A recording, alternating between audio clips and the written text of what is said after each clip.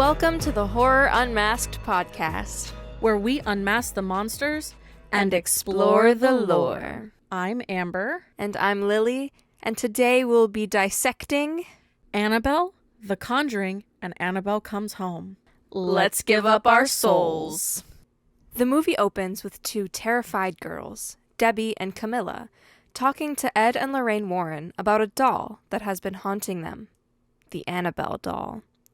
We then see a couple, Mia and John, have a small argument about the difficulties having a baby will be while John is working on his medical career. To make it up to her, John gives Mia an early present for the baby's room. Mia opens the box to reveal the Annabelle doll. The worst, the worst present of all ever the fucking presents children. you could give is the worst thing. Yeah, but apparently it's a set that she's been looking for forever. So. It's still abso-fucking-lutely the most terrifying thing that you could ever want. And there's a bunch of them in her room, in the baby's room. Like, she collects these things. It's like, why? I was literally terrified of anything like that when I was a girl. Are you kidding me? No, thank you. Anyway, later that night, we see into the neighbor's house, where the couple that lives there is brutally murdered. Mia is woken up by their screams and sends John to investigate. Yes, instead of just calling 911 immediately. Instead of not risking your own lives, let's just fucking walk over. Let me just send my husband over there while I'm alone and pregnant. Just got murdered in.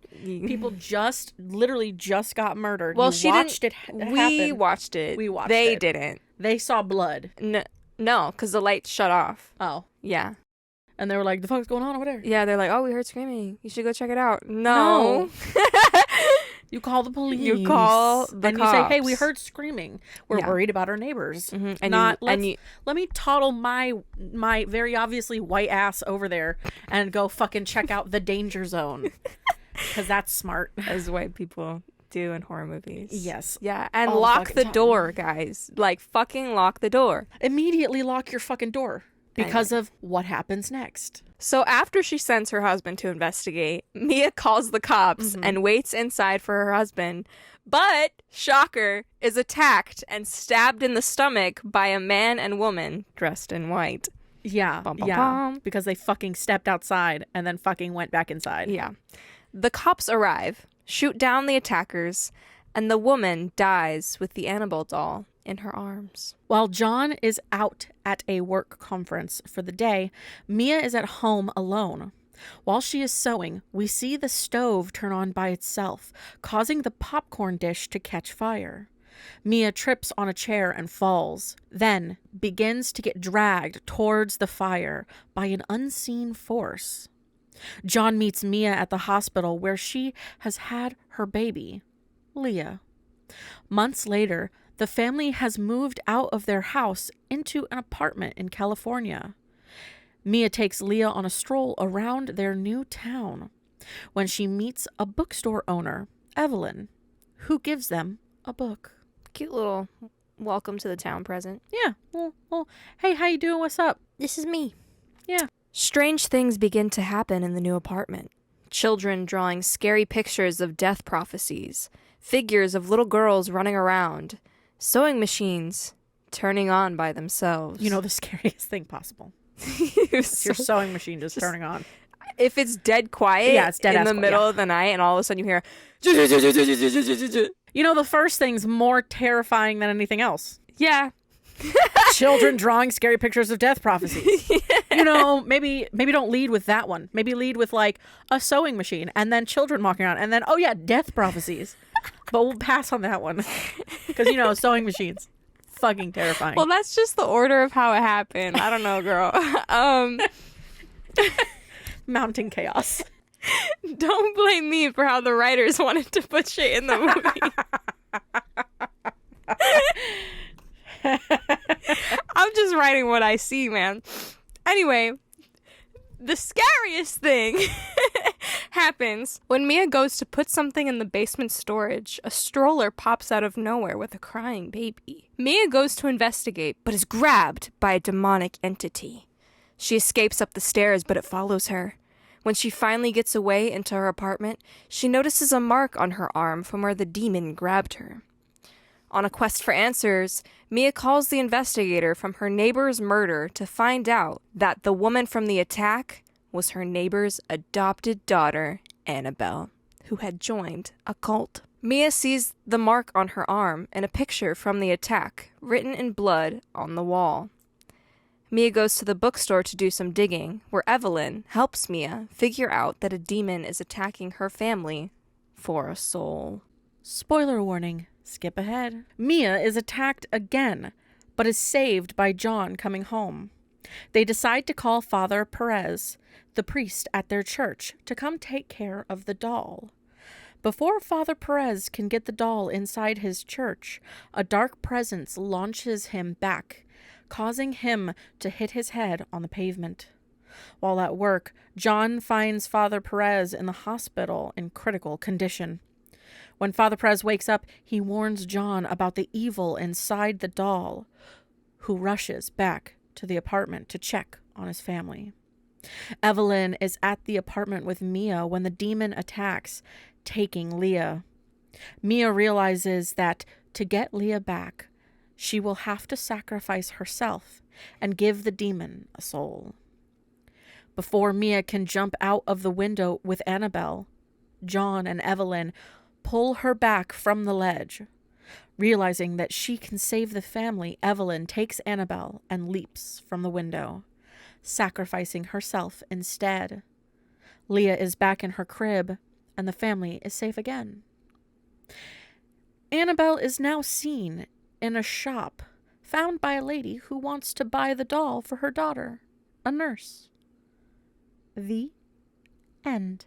Well, that's an interesting movie. Anyway, I love that movie. When I first watched it, I really enjoyed that. So, kind of going off of the previous episode, you can kind of tell now that you watch it a certain way, you know who the person is that was the woman. The daughter, the adopted daughter. Yeah, you know who she is. She is, oh my god, what was her name?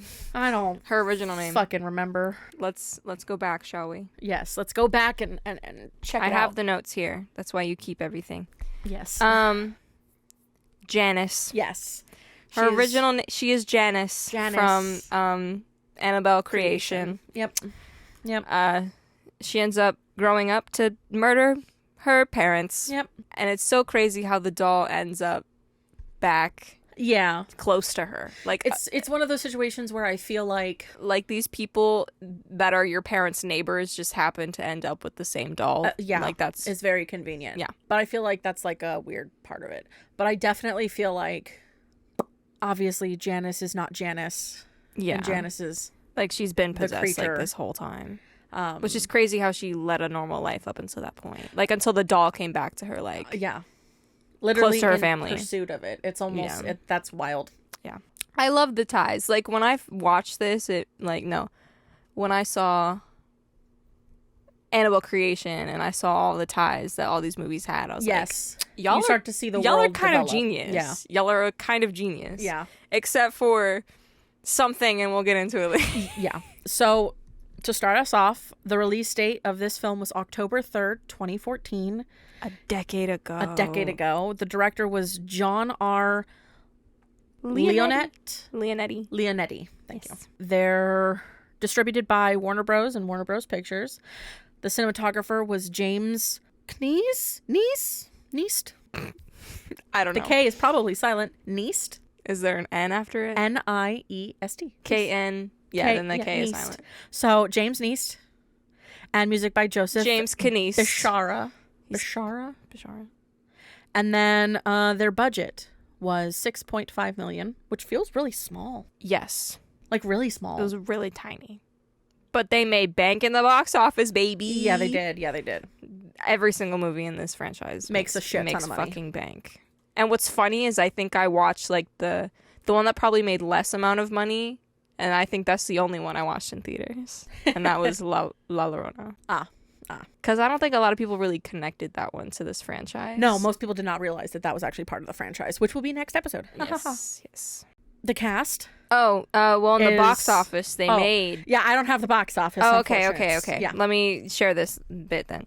In the I've got box budgets, office, not box they office. made $257.6 million. Hell yeah, they did. Oh yeah, they did. Yeah, it's kind of a shorter movie. It's only 99 minutes, so it doesn't even reach like over that 100-minute mark. Yeah. And oh my god, 28% on Rotten Tomatoes. You know, based on, okay, my research was very difficult for this film. Yeah. And all I found was just a lot of people who really didn't like this movie. Which is crazy. A lot of people who did not like this movie and thought it was like cliche and thought it was like not very well done. And I'm like, God damn. For the time that it came out, I disagree. A decade ago, yeah. What movies were out that were really like this? I was still in high school. Yeah. Yeah. I was in middle. I was what, like senior? I was in the beginning of my senior year. Then I was at the beginning of my first year in middle school. Oh, that's when I fucking watched this film. Crazy. But yeah, main actors, we have Annabelle Wallis as Mia, Ward Horton. I love that name. It's so silly. It's so goofy.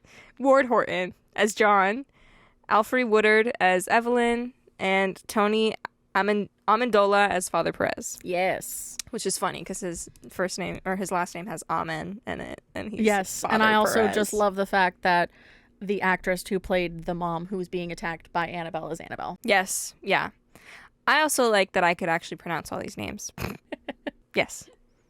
For the first time in forever. We're gonna have to blur that for copyright reasons. Well, you know, it's not like we sang it perfectly, so it's fine. Yeah, how do you know where that's from? So my notes are very short. Okay, go ahead. Go for it. So we can just kind of chit-chat around My them. notes for this one are also pretty small, just because, you know, I talked more about the Annabelle, like... the creature and the doll and all that kind of stuff. Last episode. So Yeah. This is more just factual stuff. Yeah, so obviously this film is set during the 1970s. Yes. 1970... Is it? 1970s. It doesn't specify the year. Which is weird because... Comes Home, it does specify the year. Which is weird because Conjuring is 1971. So... What I'm saying is I think this is 1970. I think Annabelle takes place in 1970. I want to look. Because even Annabelle Comes Home is 1971. Oh. So The Conjuring and Annabelle Comes Home happen in the quote It probably same year. does happen in the 1970. So then. I'm assuming a year later. When does Annabelle take place? Oh, 1967. Okay, so a decent chunk. The beginning of Annabelle starts. That's not true. The beginning of Annabelle starts where Annabelle creation leaves off, with an older Janice trying to complete a satanic ritual. Well, yeah, that's correct. Yeah. That's where Annabelle starts, yeah. Yeah. Okay. So what does it say? The 1967? 1967. Okay. So 1967 is when Annabelle takes place. I usually place. write that in the summary. I just didn't this time. So obviously borrowing stuff from elements of Wan's earlier work. We love you, James Wan. James Wan, you just are an inspiration of chaos constantly. Such as Insidious, 2010, and obviously their Conjuring film, which was 2013. So again, reiterating, we are doing this in chronological order, yes, not in release order. So we're talking about Annabelle and then The Conjuring, because that is actually the timeline that it takes place in.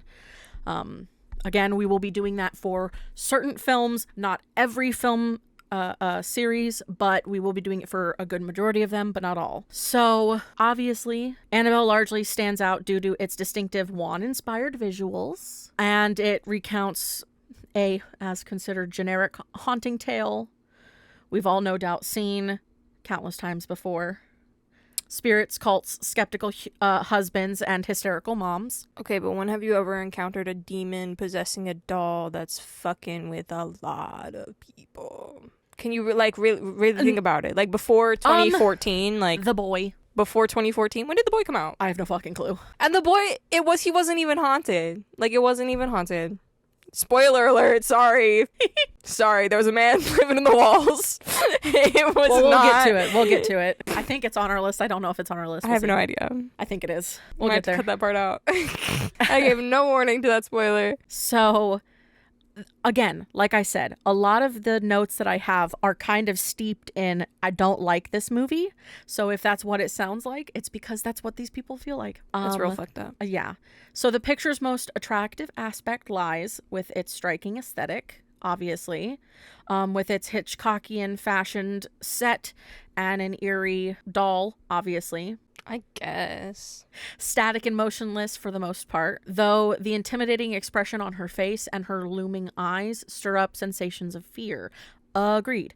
Annabelle's eyes, Annabelle's face, that is probably the most terrifying visage. Yeah. Like, it's even worse in Annabelle Comes Home. Like, I don't know how it gets worse, but it does. Of her, like, when she looks under the couch and just like, I don't like it. Also, when she like lifts the sheets and Fuck she's like under there. I hate it. I hate it. Take it back. Well, you're not the one who had to scrub through it and watch it a couple of times. Ooh. It was rough. It was a rough day. And obviously, the art director was Douglas Cumming, who was a part of the Maze Runner in that same year that this movie was released and should be praised for his work. This person's last comment on this was somewhat hauling the film out of mediocre terrain. It's not that bad of a movie. I think it's good. Well, you have to understand that, like, Conjuring came out 2013.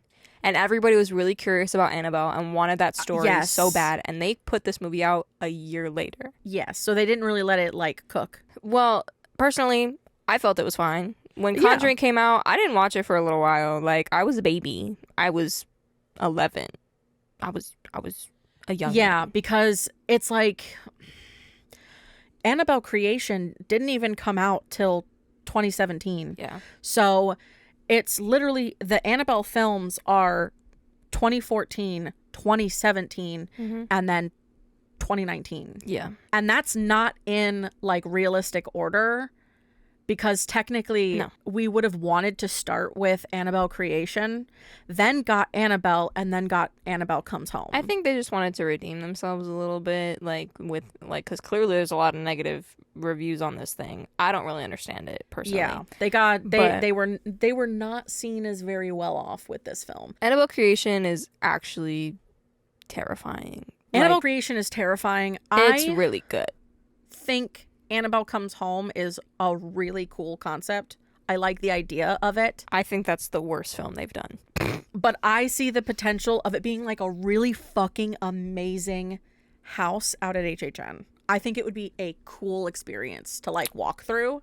Yeah. Especially the samurai scene would be just fun to kind of experience. The layout of it is perfect for a house out at HHN. It just felt really, I don't know how to say this. It felt a little theatrical to me, where in the sense it was like, it was a little too haha funny and not scary. People thought this one was silly. I disagree with that. Versus Come Home. No, because that elevator basement scene actually scared the shit out of me. To be fair, I was probably like 13 when I watched it, so yeah, a baby. So just kind of getting back into it. Sorry. We diatribed into a film we haven't talked about yet. Yes.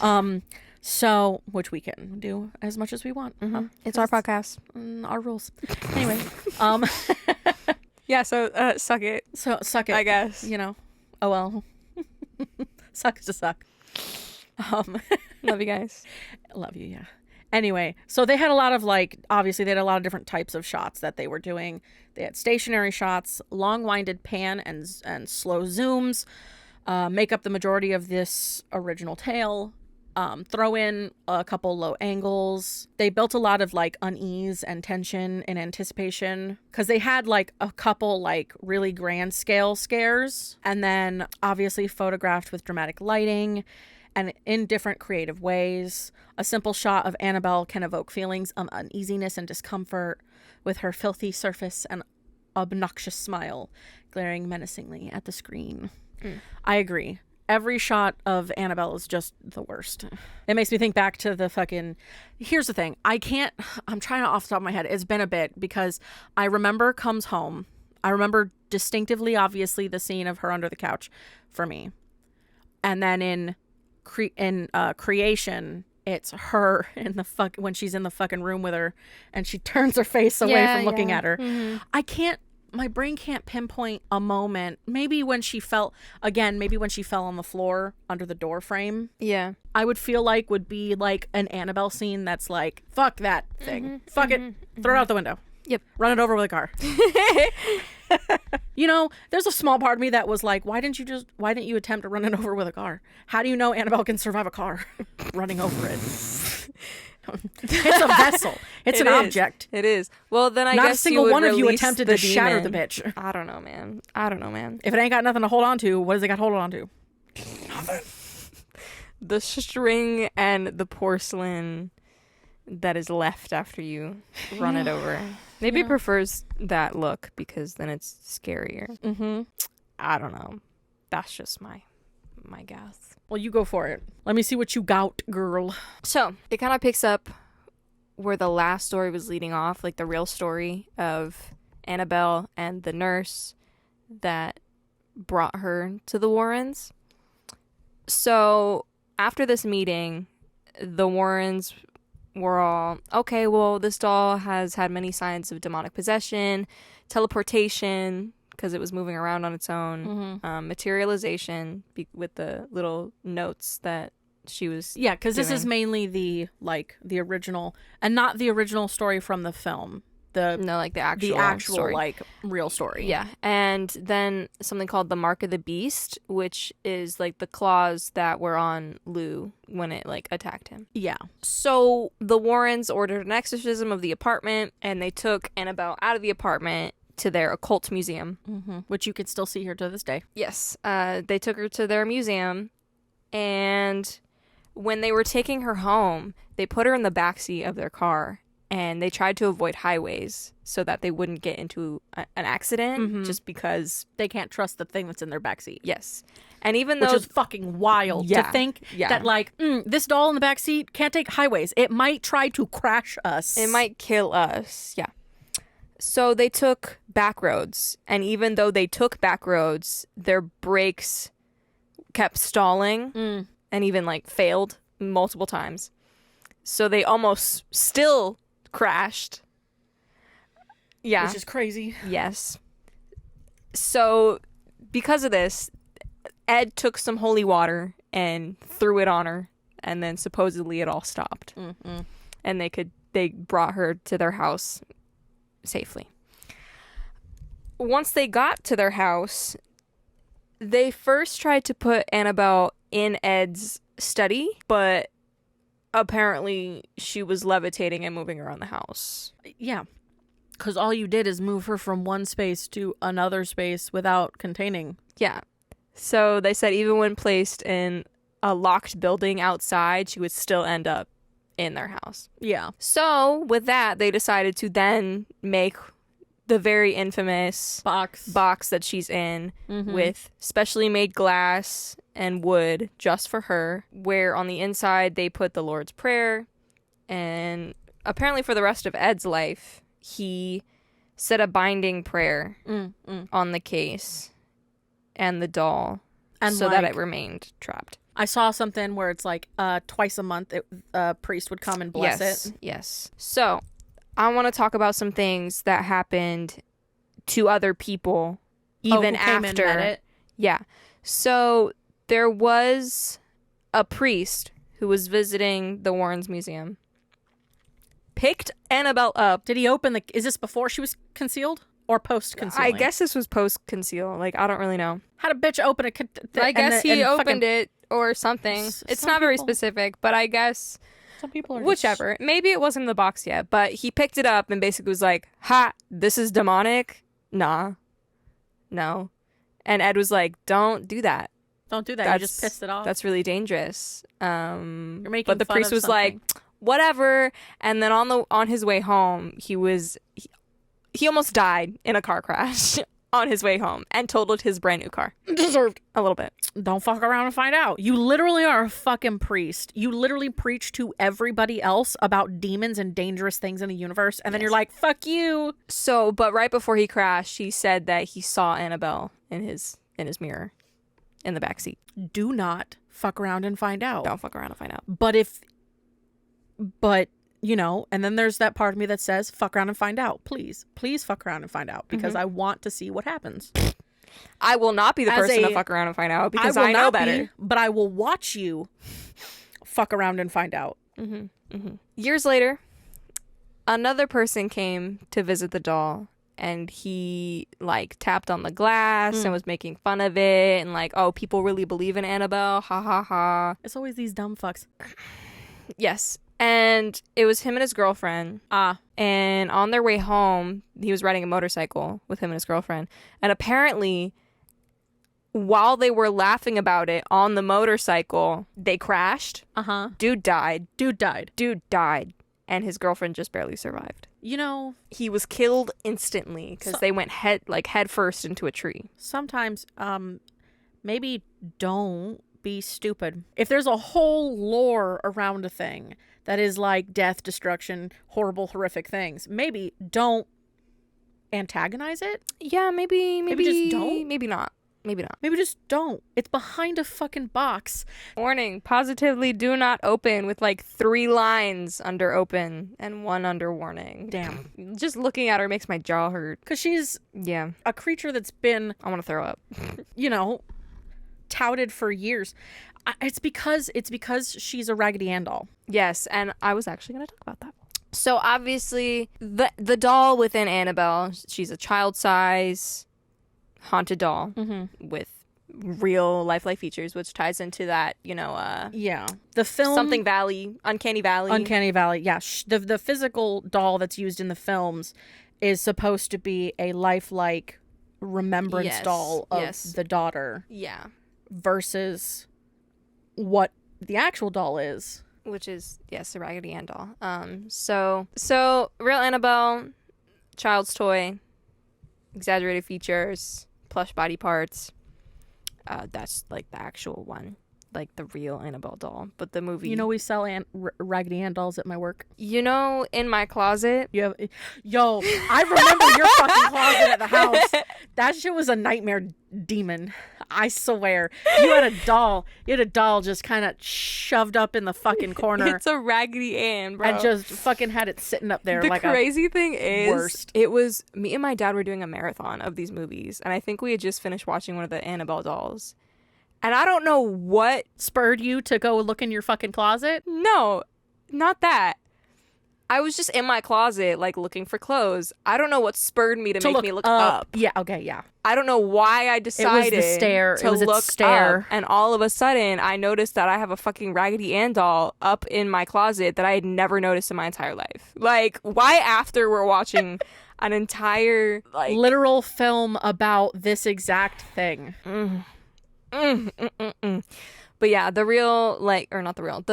doll from the movie, inspired by vintage handmade dolls with porcelain and real hair and like the glass eyes to be very Uncanny Valley. So yeah, it's just, you know, they're very different.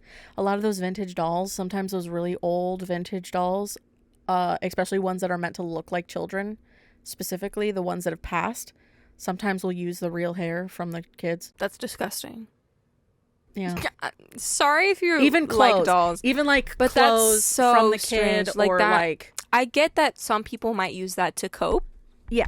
And I mean, you have to think it's like older stuff. It's just like how in fucking certain mausoleums, they would make braids and decorative pieces in the mausoleums that are actually just made out of the hair of the person. Yes. Which is fucking wild. It's real nasty. Or like lockets that would have hair in them, or, you know, mementos and shit that had made out of hair. Yeah. I find it very interesting, though, that, because you have to think about it.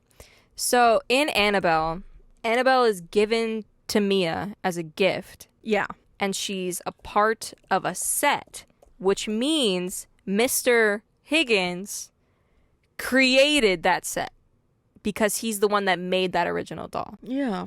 So he made the other 2 that are on the wall, if you think about it. But, like, I didn't even look that up. Like, it kind of just hit me that it's like, well, if those dolls are part of a set, then obviously...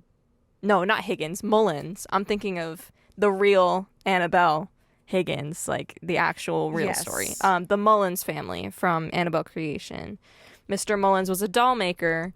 Yeah. Therefore, he would have had to make the rest of the set that you see in the Annabelle film. Which maybe he did for his daughter, and it was just that was the one that was meant to look like her the most. I think so. I would assume. I mean, especially with the braids and stuff. Yeah. I think that was the doll that was supposed to look like her, and then just other dolls. Because did he make I can't remember if he made the dolls before or after her death. Because I feel like the doll already existed. Here's the thing. In the first scene of Annabelle creation, like, is him making a doll. Yeah. And I'm pretty sure it's the Annabelle doll. So I think he made it, like, literally just before she had died. So maybe the other two dolls already existed, and this was supposed to be a doll that was, like, special for her. Yeah. That was supposed to look like her. Gotcha. Okay. Yeah. All right. Piecing together the world. Mm-hmm. All right, now I'm going to talk about just a couple 1-star reviews. Alrighty. This first one, the title got me. It says, Barbie and Ken get a doll for a threesome. What? Disgusting. That's gross. And then it goes, seriously, the young couple look just like the Barbie and Ken dolls. He's handsome and boring, and she's pretty and boring. And so is this so-called horror movie. Apart from the movie itself being boring and predictable, the couple act moronically throughout the movie. Okay. And then there's like 6 different bullet points of things. It's like, why would anybody want a creepy doll like Annabelle in the first place? 2, after they moved to the apartment after the first hauntings, the doll is in a moving box even though Ken threw it away. And Barbie is not freaked out by this at all and decides to keep the doll. Okay, point for that one. If you literally were attacked and you think it was this thing's fault, why did you keep it? Yeah. Like, even if you saw that it existed in your stuff again, just chuck it. Bye. 3, after Barbie and Ken and the cliche priest finds out that the doll is possessed by a demon, they don't destroy the doll, which would probably destroy the demon as well, as you were saying. Yeah. Barbie throws it around and yells at it. And the priest takes the doll with him to his church where he's almost killed by the demon. Yeah. You've got some points, but it was still a good movie, personally. 4, as for the exercising couple that is not even in the movie, they're boring as well. And a franchise about that couple seems like a really bad idea. Ed and Lorraine Warren. That's what they're talking about. I just got that. The exercising couple keep the doll in a glass box to keep the demon trapped. Again, destroy the doll and destroy the demon. 6, why did this movie get an R rating? There's no blood in it, no nudity, no swearing. That's a good question. There is a bit of blood because 2 people get knocked out by the demon and, like, their head is pooling blood, so. Yeah, but no worse than, like, Avengers. Yeah. And them motherfuckers definitely did not get our ratings. Yeah. Apart from a few creepy scenes and only one good scare, this movie isn't worth watching. If you like horror movies with dolls, and those movies certainly can be creepy, I recommend Dead Silence. Directed by James Wan, that produced this garbage. Oh. Why are you gonna praise him and then shit on him? Okay. Whatever. My younger sister and I visited a movie theater during a family trip to New Hampshire. And while the trip was fun, this movie certainly wasn't. I'm not a fan of James Wan or the Conjuring universe, but my sister certainly is. And she did not want to visit a movie theater in a town she was not familiar with at all at around 9 p.m. Okay. So as her responsible and much larger plus intimidating looking older brother. No, that can't be fucking in there. That can't be in there. I went with her. It absolutely is. You cannot fucking be. It's in, and it's in parentheses. Oh my God. So as her responsible older brother, the parentheses is so as her responsible and much larger plus intimidating looking older brother. Why would you tell that about yourself weird. While you are saying that you are a brother? That is so fucking cringy. I'm sorry. Anyway, next. Both of us left the theater laughing. I'm not going to crucify James Wan because he was not the director of this mess of a film, but he does have a hand in the crime because he produced it. He's not the murderer, nor did he plan the crime, but he did drop off the murderer at the location where the murderer could hide the body. I just like that analogy. I like that was actually analogy. kind of clever. Aside from the cringe, that was not bad. Yeah, that was not bad. That was funny. So yeah, those were just a couple of 1-star. There was a lot, but a lot of them were like actually serious because a lot of people dove into this and like were like, this movie was terrible for this. Yeah, this. like I said, a lot of people did not like this movie. Yeah. A lot of people did not like this movie. Which is really sad. But that's fine. Yeah. But yeah, that's what we got. And it's all because of the movie we're about to talk about, which is The Conjuring. This story begins in a familiar way, with two girls, Camilla and Debbie, confiding in Ed and Lorraine Warren about a haunted doll named Annabelle.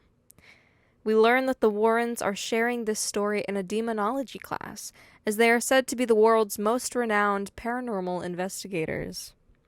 Next, we see the Perrin family of 7 and their dog moving into a farmhouse in Rhode Island, Massachusetts in 1971.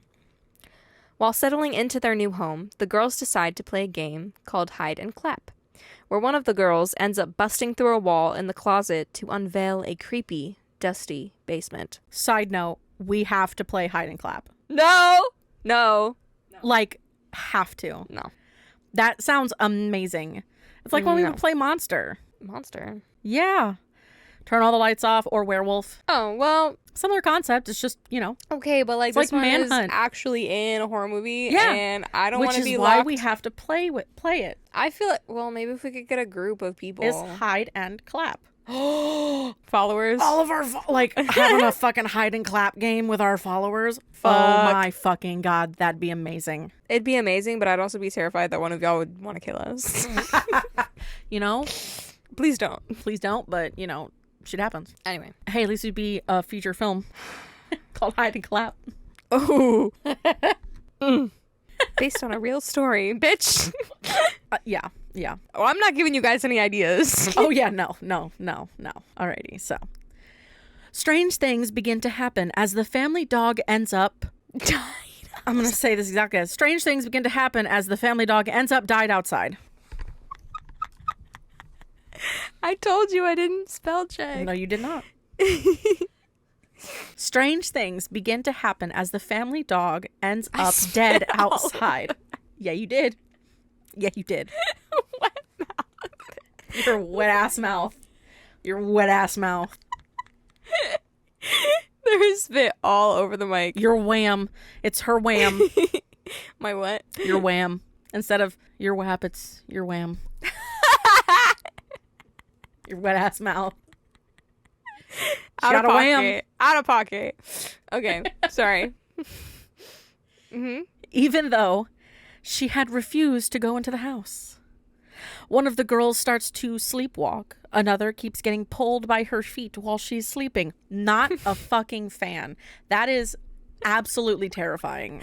That, I think, scared me the most when I was watching this for the first time. Not cool. Like, the way Also, why the fuck are you out from, like, maybe you're hot, but, like, why are your feet out from under the covers? I always wondered that. People who sleep with their feet out of the blanket actually... are fucking psychos. They're chaos. Like, she was completely out of her covers. She didn't even sleep in her covers. There was, like, a bit that she was covered by, but it was, like, it was basically sheets. And it was just over her midsection. She was bare toeing it. I'm like, toeing it. You were asking for it. You were asking to be yanked. Absolutely asking for it.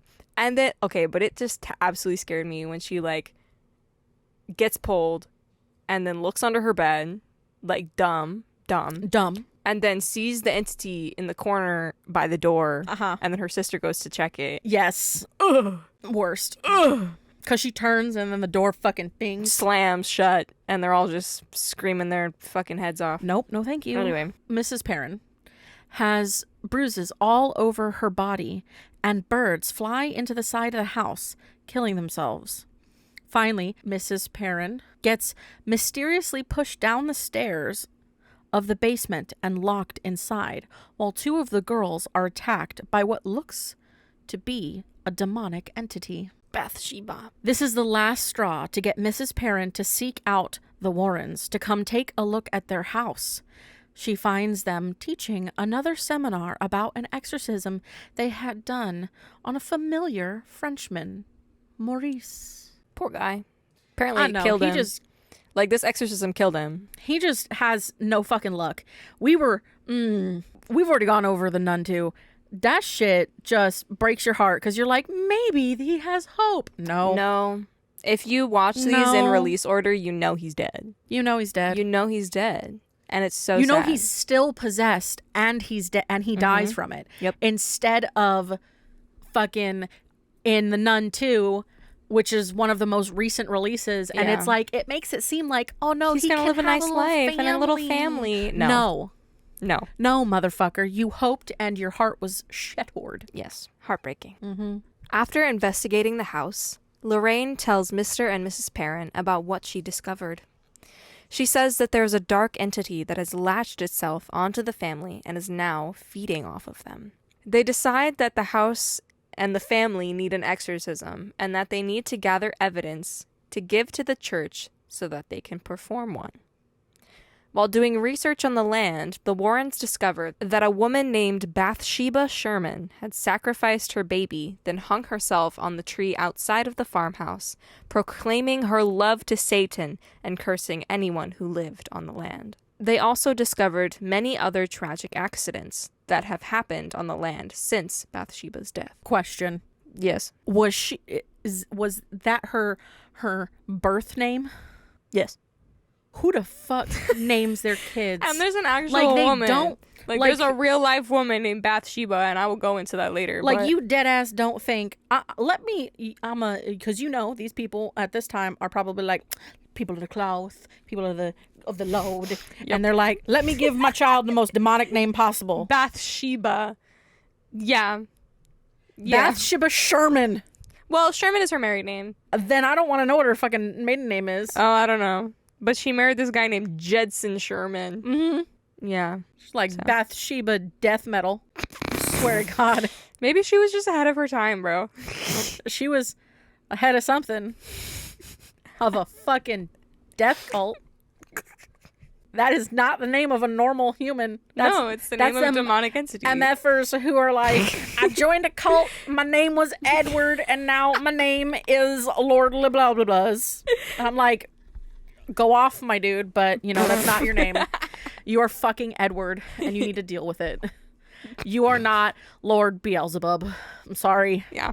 That name's taken. No, this is her actual name. It's like her family. Well, she is descendant upon supposedly witches from Salem. So you're saying she gets a pass? She gets a pass for a weird fucking name. I want to know what her mom's name is. I don't think I have that information. Fuck. I want to know what her parents' names are.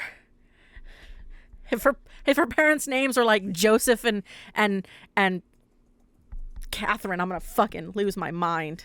You didn't have any normal name to give your child but Bathsheba? Really? I got nothing about her parents. It just said her maiden name was Thayer. Bathsheba Thayer. Still, they gave her a fucking psycho name. I don't know.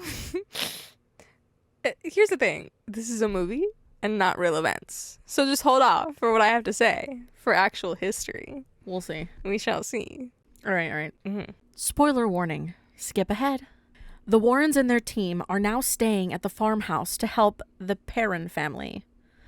They set up all of their paranormal hunting equipment and wait for something to happen.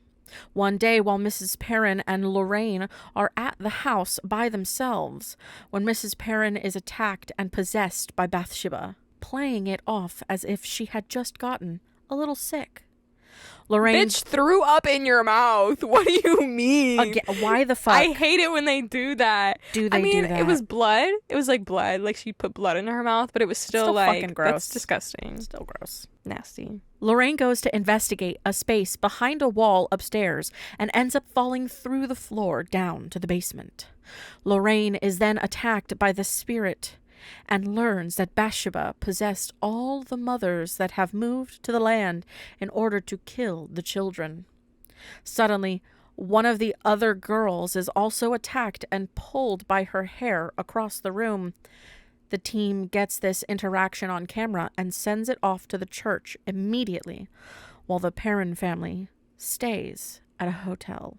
Which is really dumb, since considering in the movie they were like, oh, no matter where you go, It's gonna follow you. It's gonna follow you. But so clearly a single night in a hotel it's fine. It's fine. It's fine. No events happening. But I guess it's because they learn later that it was like, oh, it's because she cursed anybody who moved to the land or whatever. Yeah. Anyway, the church takes too fucking long to respond, and Mrs. Perrin ends up taking her 2 youngest daughters back to the house. Mr. Perrin calls the Warrens, and they all gather back to the house to stop Mrs. Perrin from murdering her daughters. Mm-hmm. A little issue with that. Mr. Perrin, what the fuck? Where you at, bro? If you know That your wife is fucking acting weird. Maybe. don't let her take your children without saying anything and just driving off. Yeah. If you know creepy shit has been happening around you guys. Mm-hmm. Like, you absolutely could Like, why the fuck did she want to take her kids back to the house? Obviously, she... Maybe just don't let her. He probably didn't know that that's where she was going. But you can put 2 and 2 fucking together. Yeah, You can put 2 and 2. You can put 2 and 2 together. Yeah. Well, because if the Warrens were giving them all of this information, they should know. Yeah. And if they weren't, shame on them. Agreed. Anyway. The team tries to get Mrs. Perrin to the church for the exorcism, but she ends up burning when they try to take her from the house. Ed decides he must do the exorcism on Mrs. Perrin, or the witch will kill her. The youngest daughter has hidden under the floor of the kitchen, and Mrs. Perrin escapes the exorcism to go find her. Right before Mrs. Perrin can stab her daughter with a pair of scissors, Lorraine reaches out and tells her to be strong and to think of her favorite memory with her family, snapping her out of the trance and expelling Bathsheba. The family's now safe, and everyone rejoices. The end. It's such an abrupt ending. It's like, well... It is. It's also like... Also... All it took was, hey, remember something happy about your life. Okay, I'm cured. You're cured. Exorcism, not necessary. Exorcism be damned. Like, who cares that you just literally Just broke all your Think bones? of something happy. Yeah, and you're good. That's... Fuck it. You're feeling down, you're feeling a little weird, you're, crawling on the ceiling and down the stairs. Just think of something happy and you'll be exorcised. Took the fucking words right out of my mouth, but made it so much better.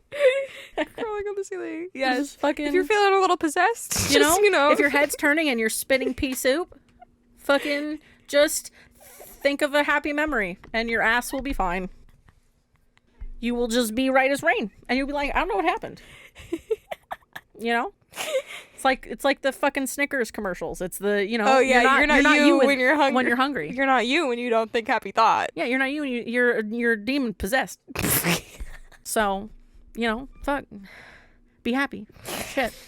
You need to listen to that song more often. Be happy. Don't worry. Be happy. Mm-hmm.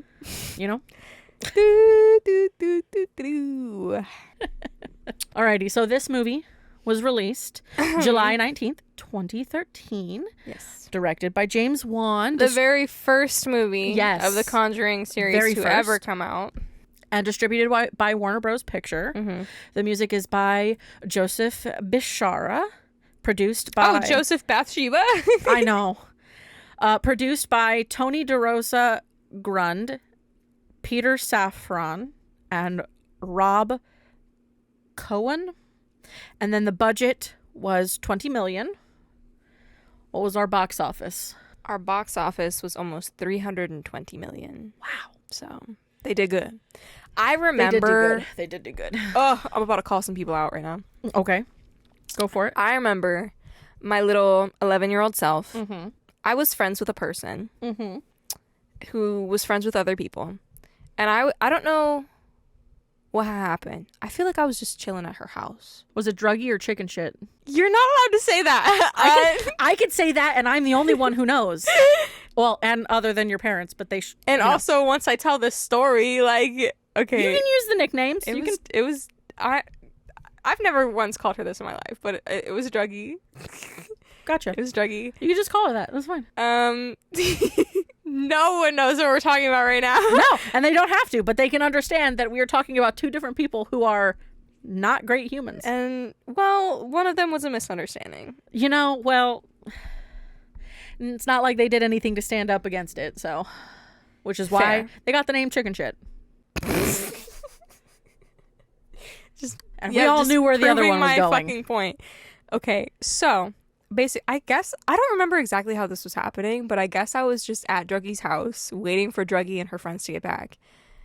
And I think, but I might be remembering this wrong. And you were fucking 11. I was 11. Point is, all of a sudden we're all hanging out, and the three of them had all watched the movie, and they're all older than me, Yeah. like by a good year or two. Because that was it druggy chicken shit and then some other rando? No, chicken shit wasn't even in the picture yet. Oh, so it was just two other randos. I was... Did you know the other randos, or were they like Sort of. I knew Did them they go to, because like, school? of... I knew them because of druggy. Gotcha. And not like because of school. Correct. Gotcha. Okay. Correct. Chicken shit was in the picture, but like they hadn't really Not met prominent yet. enough. Like we were still close, but it wasn't. Gotcha. Like they didn't know each other, so Gotcha. separate. So druggy and her friends. I had never really. The only horror movies I'd ever really seen was like Jaws. Yeah. At this point. Yeah. You were a creature flick. And I was really scared about all of the... Because I vividly remember all of the advertising that this movie had done. Oh, yeah. And so, like, any mention of it, like, really freaked me out. Gotcha. And then they came back from the movie and then tormented me. And they were sitting there like, Annabelle's gonna come get you. Like, she's gonna come get you. And then talking about, like, the Conjuring shit and, like, actually freaking me out, like, scaring me. And I was like, wow. You bitches. I am, like, 10. Yeah. I'm a baby. Yeah. What do you want from me? I remember being very young. No, I was 10 because I had not yet turned 11. Ah, because this was July. Yeah, it reminds me of, God, what was it? When I was very, very young. Yeah. Younger than you at your age at that time. Yeah. Was us watching The Grudge. I remember distinctly hiding behind the couch cushions. Yep. Like we were in the fucking couch. We enveloped into the couch. And her mom was just in the other room and allowed us to watch it. We were way too young to be watching it, but we did. I think it's real messed up because kids are mean. Oh, yeah. And even though I tried to sit there and be like, I don't want to hear it, like... Children are demons. Yes. They're just... There's a certain age they reach, and they're just demonic beings filled with hatred, vitriol, and are merciless and don't care about your feelings. Correct. But besides it starts that, in like 5th grade. It starts earlier than that, babe. For me personally, that's where all my trauma comes from. All elementary school. Correction. I will correct that. I literally blacked out all of my 4th grade year. That's me for my 2nd and 3rd grade year. Wasn't too bad. No, 4th 3rd was grade and absolutely the worst. I had a fairly okay school experience. 4th grade on, it was pure fucking bliss because I got away from all those shitty effing people in elementary 4th school, grade, so. 5th grade is when I got away from all of the people who made me black out. Well, yeah. All of 4th It's because I moved schools, so I got away from them completely. Same. Aw, bonding. And then a dude I had a crush on who went to that school, moved to my school. Okay. Worked out. Nice. And then I got a crush on someone else entirely. So you said that and my brain went to all the trauma that I have from my elementary school crushes because a lot of people teased me about things like that. And then would also... Some of the people that I didn't have a crush on, they would tease me about having a crush on them because, like, it was real stupid. It was real stupid. Oh, I don't know. 9 times out of 10, like, I went to, like, an art school as a kid, so it was a bunch of fucking theater dudes, so it was, Yeah. The runtime is a little longer. It's almost 2 hours with 112 minutes. Yeah. 86% on Rotten Tomatoes, so really good. That's good. Really good. So our main actors, I love Vera Farmiga, who played Lorraine Warren, Patrick Wilson as Ed Warren, Joseph Bishara as Bathsheba, Lily Taylor as Carolyn Perrin, and somebody as Roger Perrin. Ron Livingston. That guy. I'm shocked you didn't get his name. No, I didn't. And that is fine. All right, tell me a little bit behind the scenes. Alrighty, so obviously directed James Wan. What? And the cinematographer was John R. I'm going to say it wrong again. Leonetti. Fabulous. So they shot the house, particularly its upstairs floors, so that the camera glided along through its many rooms and as an unseen intruder in the lives of the haunted family members. The way that they filmed it was like intentionally kind of as this like weird entity feeling. And then the production designer, Julie Berghoff, and art director, Jeffrey S. Grimsman. if we make it through this movie Uh-huh. or through this episode without me fucking up the names, I take that as a win. You know? And set director Sophie Neufdorfer. Door sniffer? Door sniffer. Hey, door sniffer. Sheepcock Claude. I was wondering if you'd remembered me. Old Cotty. Mr. Claude. Yeah. So they built the Pearson house using the film. Did you just blow on your armpit? Is that what just happened? I'm sweaty. What the fuck is this episode? What is going on? I don't know, but I'm here for the chaos. I really am. And you should be too. Ooh, I should probably put deodorant on. You know, Deodorant break. they built the Perrin house used in the film from the ground up. Yeah. And filled it You mean with... they didn't use the original house? No, I'm just kidding. They built the house. Yeah, I know. And filled it with period-appropriate appliances, photos, and toys that felt used and loved, and perhaps most importantly, that don't look scary. So they intentionally made sure that the house didn't look scary. They kept everything like as if it would look like how it would look. I mean, I guess if you didn't place the house in a dark setting for the entire fucking movie. Well, it's the idea that like it was a unintended experience, you know? And then... Yeah, I get what you mean. Like, they didn't purposefully have scary things in there to make it feel eerie. Like, they used the, like, actual... Yeah, like what it would be in the time. Yeah. And then Julie Berghoff, production designer, and Jeffrey S. Grimsman and Sophie, again, handled this challenge. Their answer is to actually... So they filled the house with little totems of the characters. So viewers always recognize, say, the master bedroom shared by the parents or the bedroom shared by the family's two older daughters. Mm-hmm. This lets viewers know, which family member the ghost is targeting. Yeah.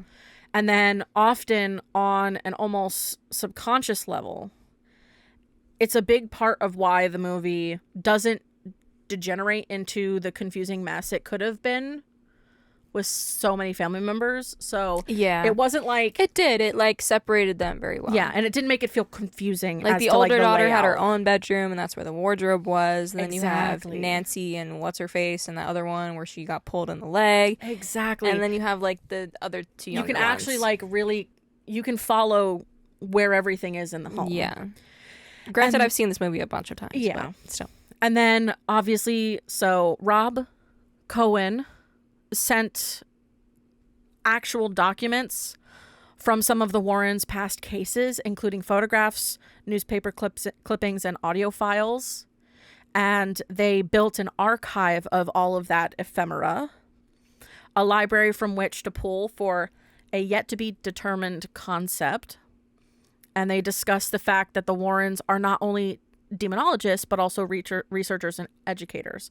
So a lot of those documents, if you remember, kind of like, I think it's at the beginning of the film where they're showing like different films and different strips and stuff like that.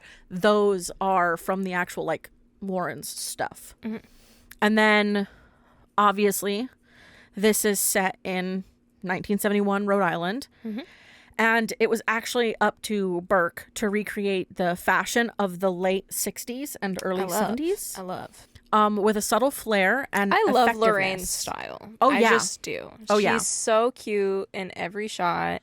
Wait till you hear something about Annabelle Comes Home, and that's going to be fascinating when you learn about it, because it has to do with clothing. So they didn't want it to distract from the film's drama, because it's in the time of like mini skirts, bell bottoms, huge flares, and the overbearing presence of the 60s hippie craze. Mm-hmm. Burke successfully adapted the high fashion trends and toned them down to a level to suit to the working class roots of the Perrin family, while retaining that little something without the fashion cliches.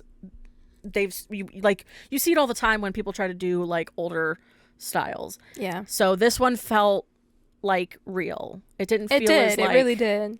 It felt like with a the historical hairstyles piece. and with Like if you took out all of the haunting stuff, it would feel like a period piece. It would feel more accurate to like a period piece. Yes. Go for it. So Bathsheba, Mm-hmm. this witch entity that they have put in the movie. Yes. So in actual history, Bathsheba was Bathsheba Thayer before she married Jedson Sherman. She was born in 1812, I believe.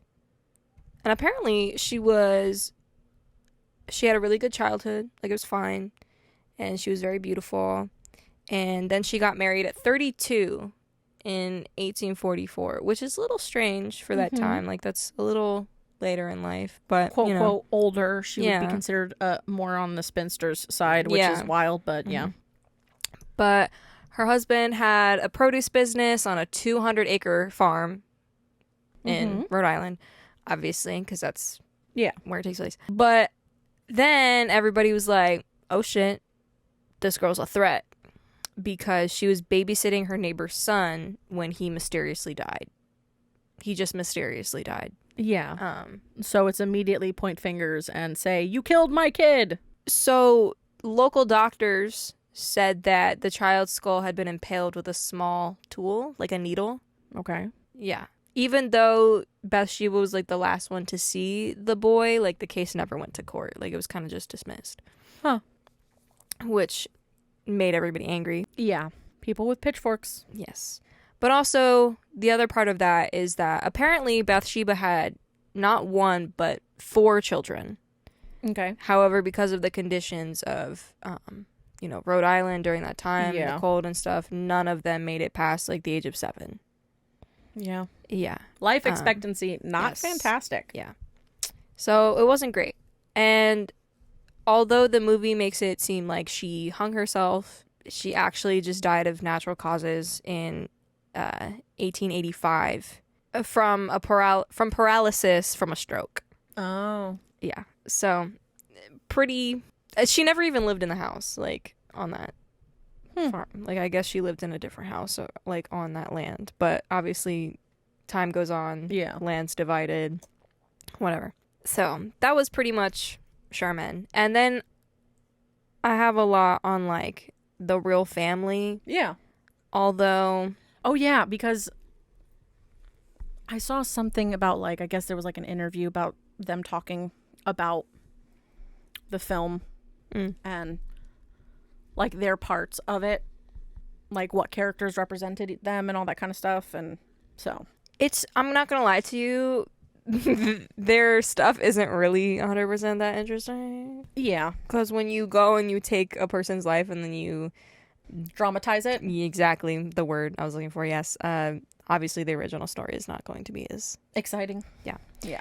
But the parent family said that Bathsheba was not even the main antagonist in their house.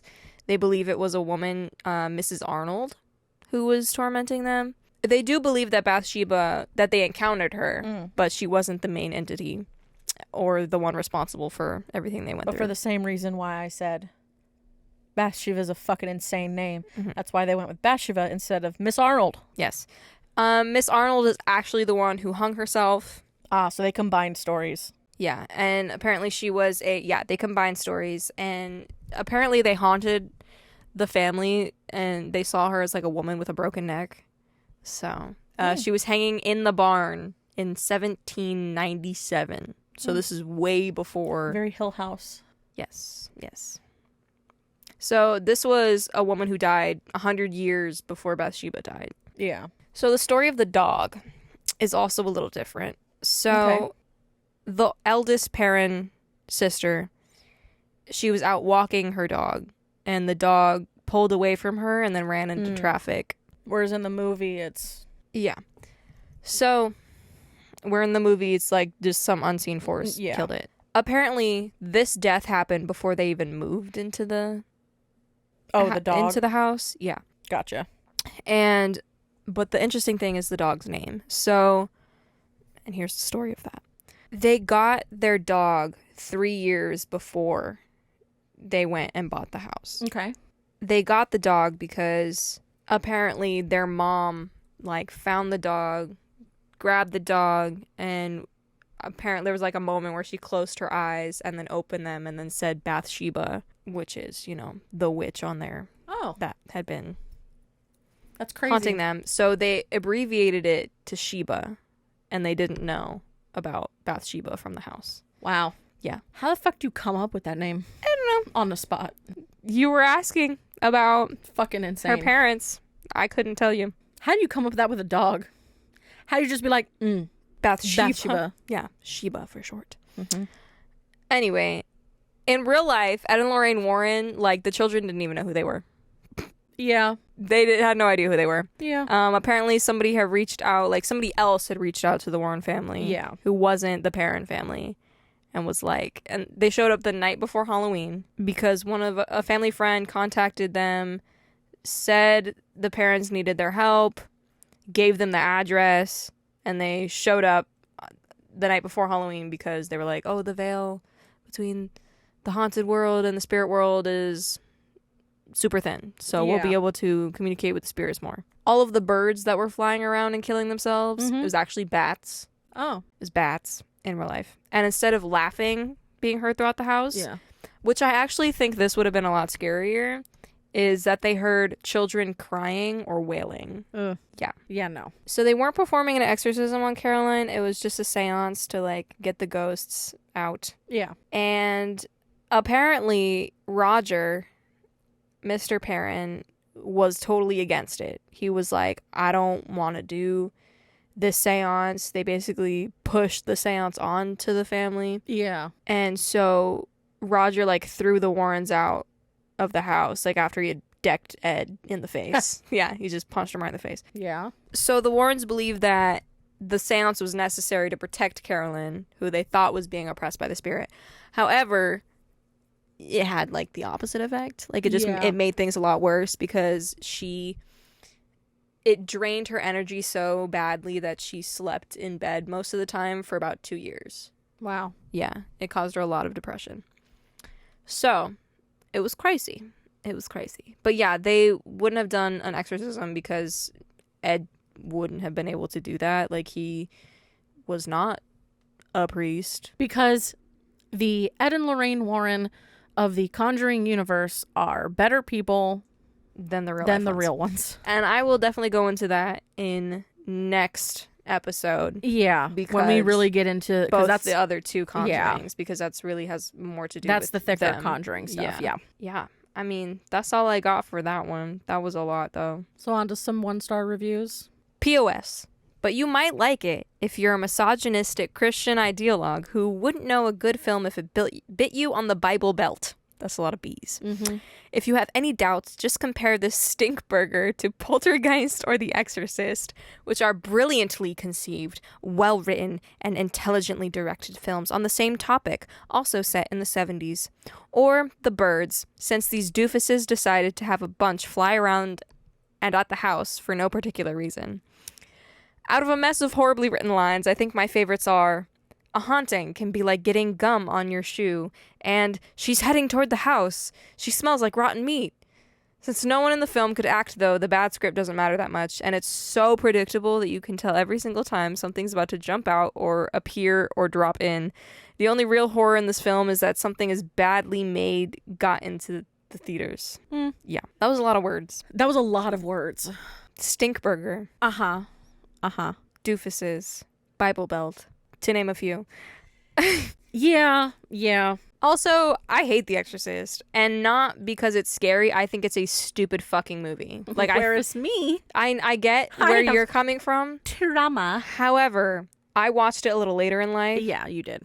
And watching it, I don't understand how it's so. I guess back when it came out. Yeah, and it depends on the version. There are more than one version. There's the original version, and then there's the version that I think most of us have seen. I don't care about what version came out. I think it's all stupid. This is my opinion. I'm not going to apologize for it. Poltergeist is good. Poltergeist is good. I can say that one. Poltergeist, good. Exorcist, so bad. So bad. Just plot, bad. Acting, bad. special effects, the worst part of that whole film.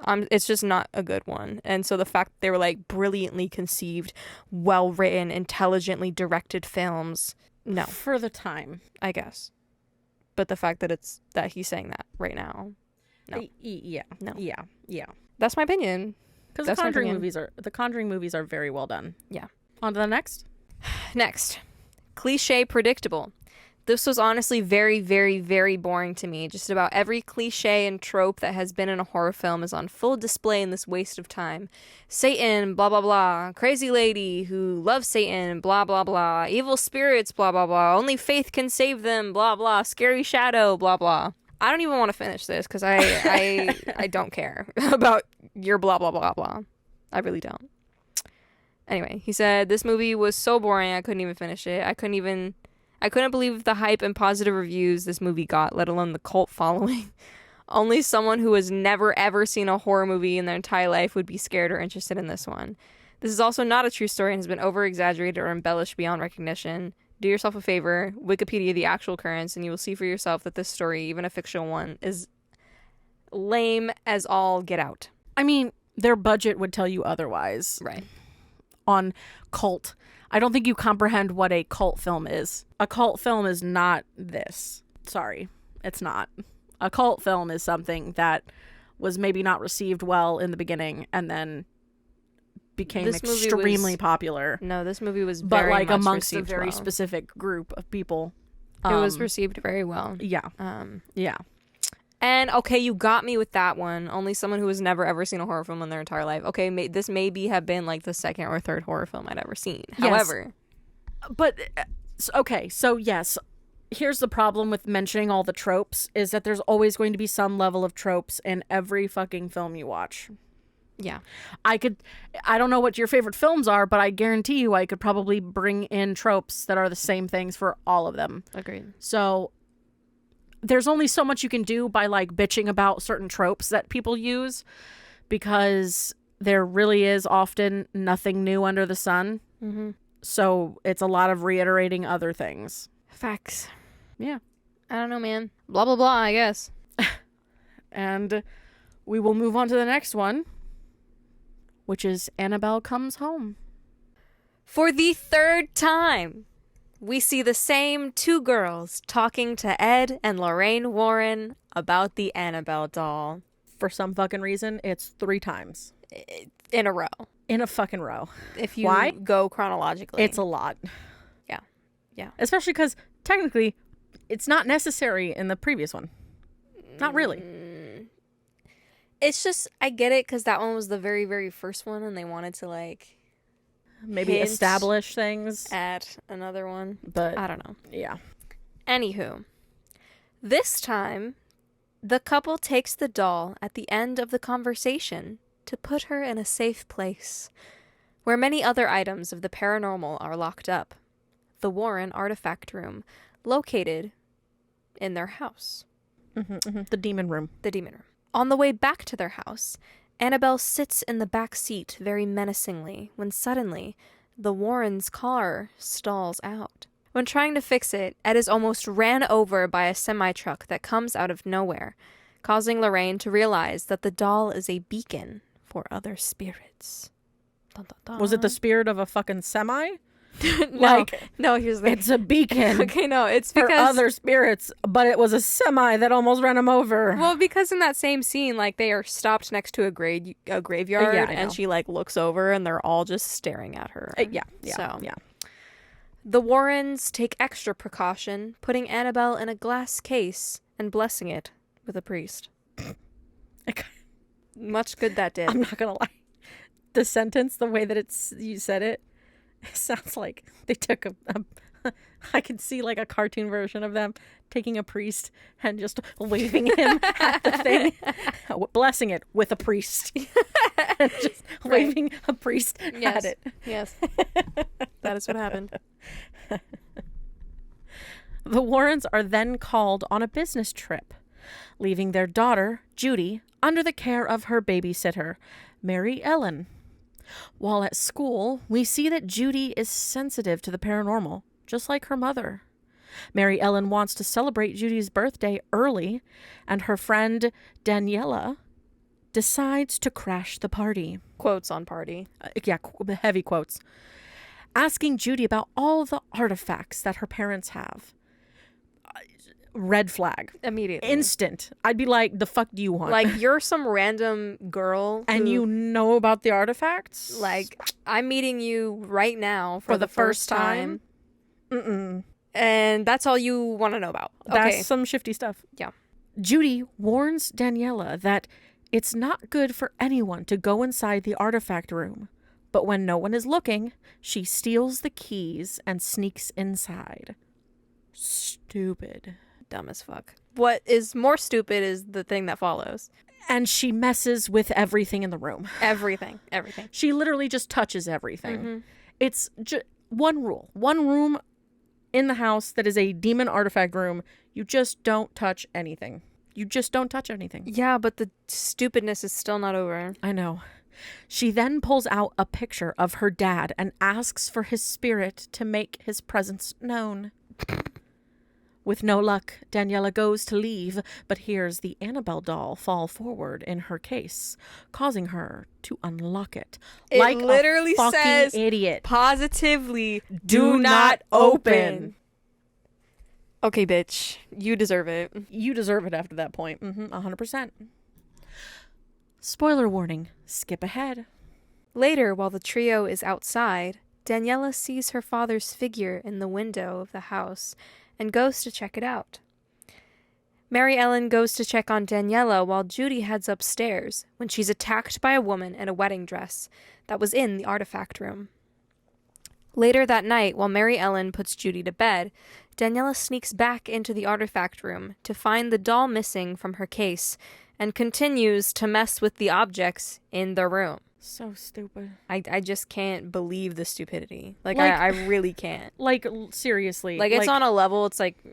I understand that you're desperate to, see your dad, but, you know what's in that room, and you know that they're bad objects that room. So why would you fuck around with it? So you shouldn't be surprised when suddenly her dad appears, bloodied, and blaming her for his death. Mm-hmm. Screaming at her. Yeah. It's your fault. Yeah. Daniela tries to leave, but is trapped inside, getting attacked by all of the artifacts. Deserved. I don't know if you have this in here. The artifact that is the most fascinating is the TV. I don't have that in here. The TV is so fascinating. It is, because it kind of tells the future. Yeah. It's wild. While Daniela's in there, she's looking at the TV and then looks away. You can see her looking away in the TV, and then she'll do the same in real life. And then it almost prophesizes her death. I think it's crazy that you see her, get up because she hears the phone and then goes and picks it up and just... Well, Judy barges in before she can answer it. Exactly. So. Judy's the only thing that saved her in that moment. Yes. Because I think what the TV was doing is being you're going to die if you pick up this phone. Yeah. And it's But she still wasn't getting it. Exactly. It's okay. Terrifying. Because it's literally you're watching it predict your death. Yeah. Wild. Mm-hmm. Meanwhile, Mary Ellen is attacked by ghosts, and Judy is woken up by an attack from Annabelle, who turns into a demonic entity. Judy runs out of her room, bumping into Mary Ellen, then finding Daniela in the artifact room. Right before she picks up the phone. Exactly. It's literally saving her life. Yeah. Judy knows that the doll is missing from the case and tells the other girls that she wants a soul, which is the reason for everything that is happening. Mind you, I cut a lot out.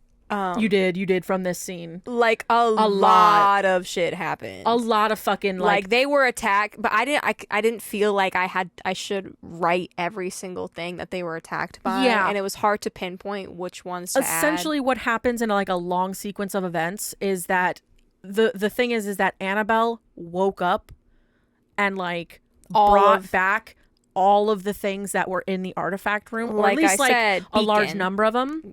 She's a beacon, and so they're basically traversing the house that is essentially being cursed by a shit ton of different things. There's a bunch.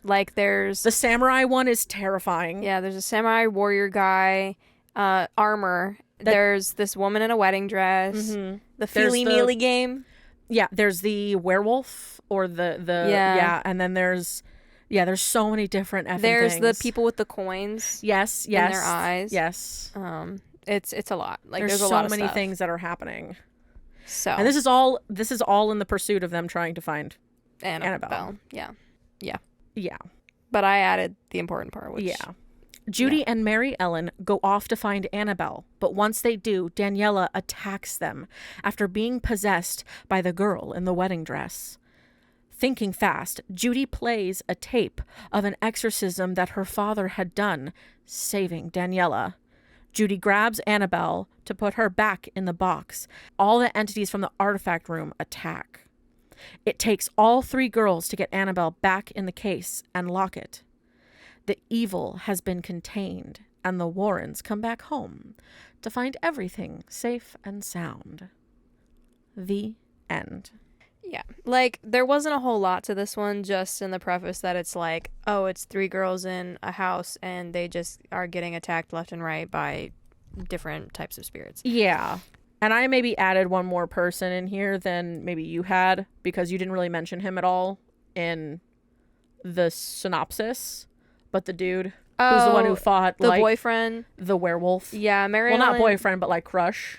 They ended up dating. Dating in the end. Yeah. Mary Ellen has this crush on a guy, and the guy also has a crush on her, and he ends up like coming in the middle of the night to like sing her a song, but then gets attacked by a werewolf and is hiding in a chicken coop all night, and that's pretty much until he finally decides to smack the thing in the face with a guitar. Yes. Yeah. And that's pretty much his story. Like that's literally his story. It's there's 3 plots going on. There's an A plot, a B plot, and a C plot. A plot is the Annabelle fucking around doing crazy shit. Yes. Reactivating stuff. Mm-hmm. B plot, there is a birthday party going on, and a C plot that is a dude has a crush on a girl. Well, there's kind of like a 8.1 plot where it's like Daniela's dad thing. Oh yeah, so then there's this D plot that Daniela that goes with the Annabelle reason though, like why she's fucking with shit. So it's kind of one plot, but it splits into 2. Yeah, because even the birthday one gets solved somehow, where she suddenly gains a bunch of friends. Yeah, basically. So here's the thing, because it was rumors, right? It was rumors. Daniela has a younger brother who is an absolute dick to Judy. And Daniela basically, by the end of the movie, speaks to her brother and is like, hey, stop being a dick. And like all of the people who are making fun of her actually show up to the party. Because he was like, yo, I was who was lying instigating and I was everything. starting shit. Yeah. And he ends up showing up being like, I'm sorry for all the shit I pulled. Yeah. Yeah. Faux show. And isn't there, I can't remember, is it like the very start of it all, I think. I can't remember. But wasn't it like they opened the door to like the Annabelle spirit girl? Yes. In the very, very beginning. Yeah. Like it's at the very beginning. Yeah. Like right after Daniela opens the glass. Yeah. They order pizza because it's still like daylight outside. Yeah, it's still daytime. And like Mary Ellen hears a knock at the door, opens it, and it's the actual girl from Annabelle Creation. Yeah. Who was Annabelle. Yeah. And she's like tapping on the window. Yeah. Real creepy like. Oh yeah. Alrighty, so... And then it just magically disappears. Yeah. This movie is very all over the place. It is.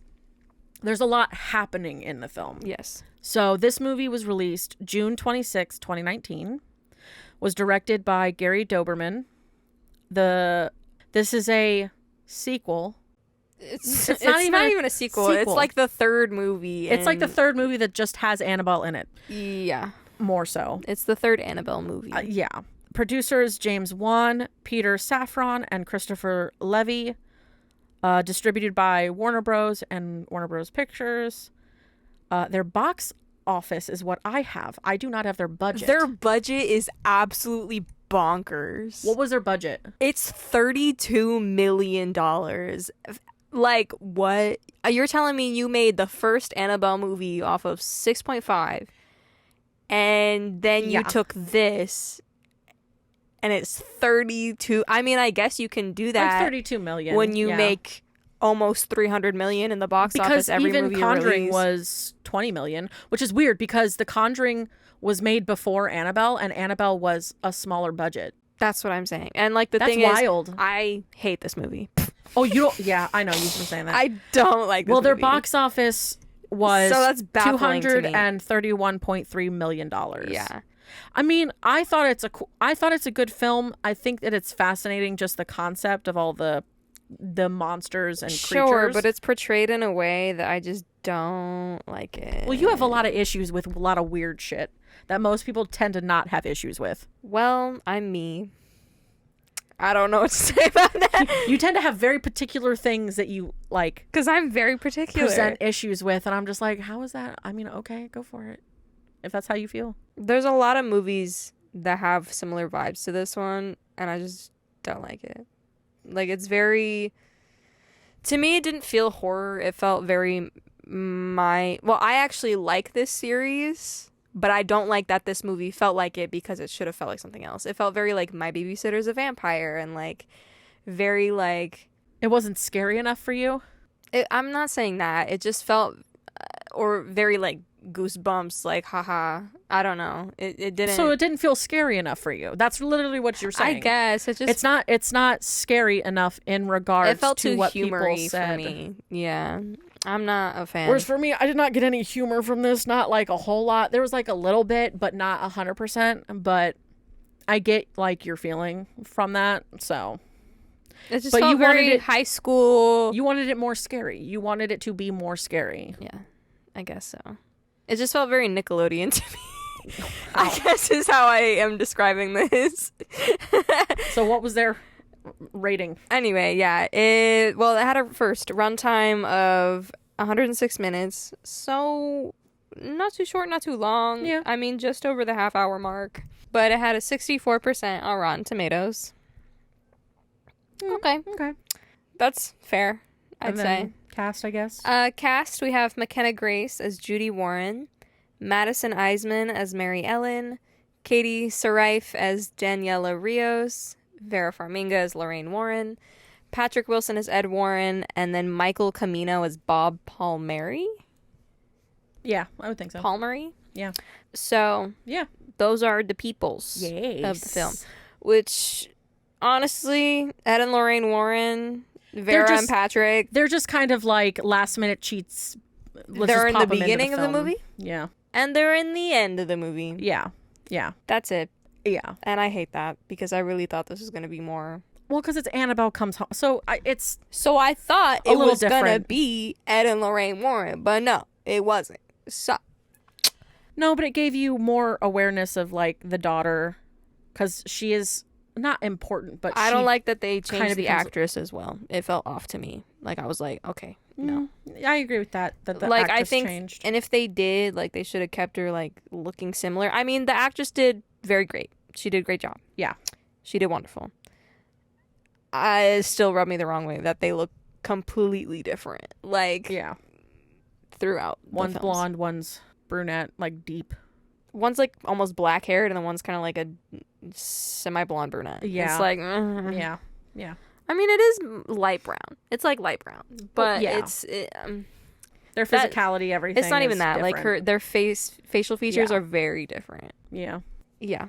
I don't know if you know. Okay, so to me, the original one that they had, who played her in the Conjuring movie, she looks a lot more like. Is it the same? I'm trying to remember. Is the girl in Annabelle Comes Home the same one in the future Conjuring films, or is it the other way around? In Conjuring 2, it's the same one from Conjuring 1. Okay. So it's that's what very I was strange for me, okay. the fact that, hold on. So, to me, these actresses look totally different because, okay, the one in the first Conjuring movie and the second Conjuring movie look like Haley Steinfeld to me. And the one in in Annabelle Comes Home, she looks like Kiernan Shipka. And I don't know if y'all know what those people look like. No. I'm going to show you just because. Yeah. So this is Kiernan Shipka. She reminds me very much. Oh, gotcha. I know who that is. So Sabrina from the newer, like more occulty. Yes, Sabrina. Chilling Adventures of Sabrina. That's where she's from. And then I guess a more recent thing Haley Steinfeld was in was Hawkeye, if you watch that. Oh, are you talking about the girl? Like the dark brunette. Gotcha. Yeah. So Okay. they look completely different to me, personally. Yes. I don't know. That's just how I feel about it. Like, one looks like Haley Steinfeld and the other looks like Kiernan Shipka. And if you've seen both of those people, you know they are nothing alike. That's just how I feel about it. But it's crazy how much they look like those people. That's so not important, but I still wanted to talk about it. Yeah. It bugs me. I'm sorry. Yeah, but people Just do that. does. I mean, shit. Not to I mean, if she's a get good out actress, of genre. she's a good actor. Not to get out of genre, but like fucking Percy Jackson. Annabeth has looked different every time. Yeah. I don't care. She's doing Fucking amazing. I think she's amazing. She's really good in the show. But they've never once She's really, really good. throughout the whole time that they've ever cast someone, they've never like used what was from the book. That doesn't and that's really... the same thing like even with Grover, I feel like is a similar concept. Yeah, so. but for me it's like it's two different adaptations. This is all one franchise and it's the same adaptation. So I don't really care when they change adaptations of things, but if you're keeping it within Harry the Potter franchise... better reference? For the whole series, Harry Potter would be a better reference. Lavender Brown. She was also, black. like... She was black in the first few movies. Oh. And then once they made her, like, a thing with Ron, they made her white. And I was like, what the fuck? Well, I mean, even the description of the characters to some degree, and like, you know, there's some characters I'm not that don't talking look book any to different. movie. I'm talking movie to movie. They Yeah. changed actors within movies. Yeah. And it's like there's one movie literally in between both of them where it's Yeah. completely different. And it's Well, like... I mean, it's even Dumbledore. Yeah. Dumbledore, same concept. Yeah. Although they at least kept him... No, they're different. They're very different. They're very different looking dudes. Yeah. Yeah. Mm-hmm. Yeah. Mm-hmm. Because we only get him for one film, and then it... Well, I mean, it's not like you could cast a really, really old person, because like by the time you get to the next movie. Wow, you're dark as shit. They're going to be dead by the next one. Fuck it. And that's how we think of people in Office. All Anyway. right, let's get into this movie, shall we? Yes. So the movie takes place, obviously, 1971. Mm-hmm. And here's something crazy that I guess I learned about Ed and Lorraine Warren, Mm-hmm. which they actually did incorporate into the films every time you see Ed and Lorraine. Apparently, they would always coordinate their clothes to match. Oh, that's And actually appear kind of as cute. a united front. That's cute. That is cute. So here's the crazy thing. You can tell what they're going to do next based on what the couple is wearing. Whoa. So, for instance, when Lorraine is in a black cardigan and Ed is in a black polo, they are probably on their way to perform an exorcism. So, ever since the filming of The Conjuring 2, Mm-hmm. I'm gonna pay attention to that in the next two. I know that's fascinating. A priest has been called upon to bless the set, the actual fucking set of the film. Okay. So, Well, that's good because you hear things about like horror movies being filmed and like cursed exactly. sets. So, because of the filming of The Conjuring 2, this is because so many strange occurrences happened on the set of the first film that the cast and crew thought it would be a good idea because clocks kept stopping around the same time at night for various crew members across town. Whoa. Lights blew out randomly, and Vera Farmiga herself got random bruises on her body and scratches that resembled a claw on her computer screen. Nope. No, thank you. So, like, they were having some freaky shit going on their sets as well, which is wild. This is okay. As much as we believe, I'm still a skeptic because I've never seen it firsthand. You've never seen the more like demonic-y stuff. I've never seen Firsthand. ghost, which is what makes me like I believe, but there's still that part of me that's like skeptic because I've never seen it with my own eyes. You have a healthy belief, but also a healthy skepticism. Yes, I believe it is a healthy I have balance. seen a lot, so I maybe sway a little bit more than you. Yeah. But the darker stuff, I'm a little more 50-50 because I don't 100% see like the really, really, really dark shit. Yeah, which is kind of, I want to... But then again, I maybe have seen some really dark shit and just refuse to have kind of like put it in a place in my brain that has separated that. Yeah. So I am not 100% certain. But yeah, this is kind of why I want to go ghost hunting. Why? Because so you can see demonic shit? Not just demonic. Like, demonic shit, no. Just like ghosty things, like of the spiritual world. Like, because there's also, I'm not visually. Yeah. And not everybody is. Yeah. So there's also a part of it that's like, it's based on how open you were, like your whole life to it. And I don't know how open specifically you were initially. Just personally, and like a bunch of stuff on the internet could be so fake. No, and I mean, that's why it's I like mean your spiritualness. No, I get what you're saying, but I'm not talking about like the stuff that you see on TV and the stuff that you see on the internet. No, I know what you're saying. That stuff is more specific, and that stuff. No, you didn't let me finish my sentence. You didn't let me finish my sentence. Obviously, things on internet can be swayed, which is why personally I want to go look for it myself. No, I get that. I am very open to it. Not demonic shit. No, I'm not open to that. But you want to get spooked, but like for proof. I don't know if I want to get spooked either. I just want... Girl, you're going to get spooked. There's no fucking way you're going ghost hunting and not getting spooked. Okay, fair enough. There's no fucking... You can't go ghost hunting and just be like, hey, yo, what's up? There's not that. Those scenes don't come together. Yeah, you got to be brave. Yeah. But you also are going to get spooked. This is why I need you. We are both going to get healthily spooked. Yes. Like, I don't want to be a skeptic. I want real proof in front of me. And not just... You want to receive your own EVPs with the fact that you know that you didn't edit them. Yes. Yeah. That's the truth. Yes. That's the more truth of the situation is you want to know that you didn't edit it and you got something. Yeah. Whereas you don't know if they've edited anything. Exactly. That's what you mean. Yeah. You want to see something and not think there was an edit. Mm-hmm.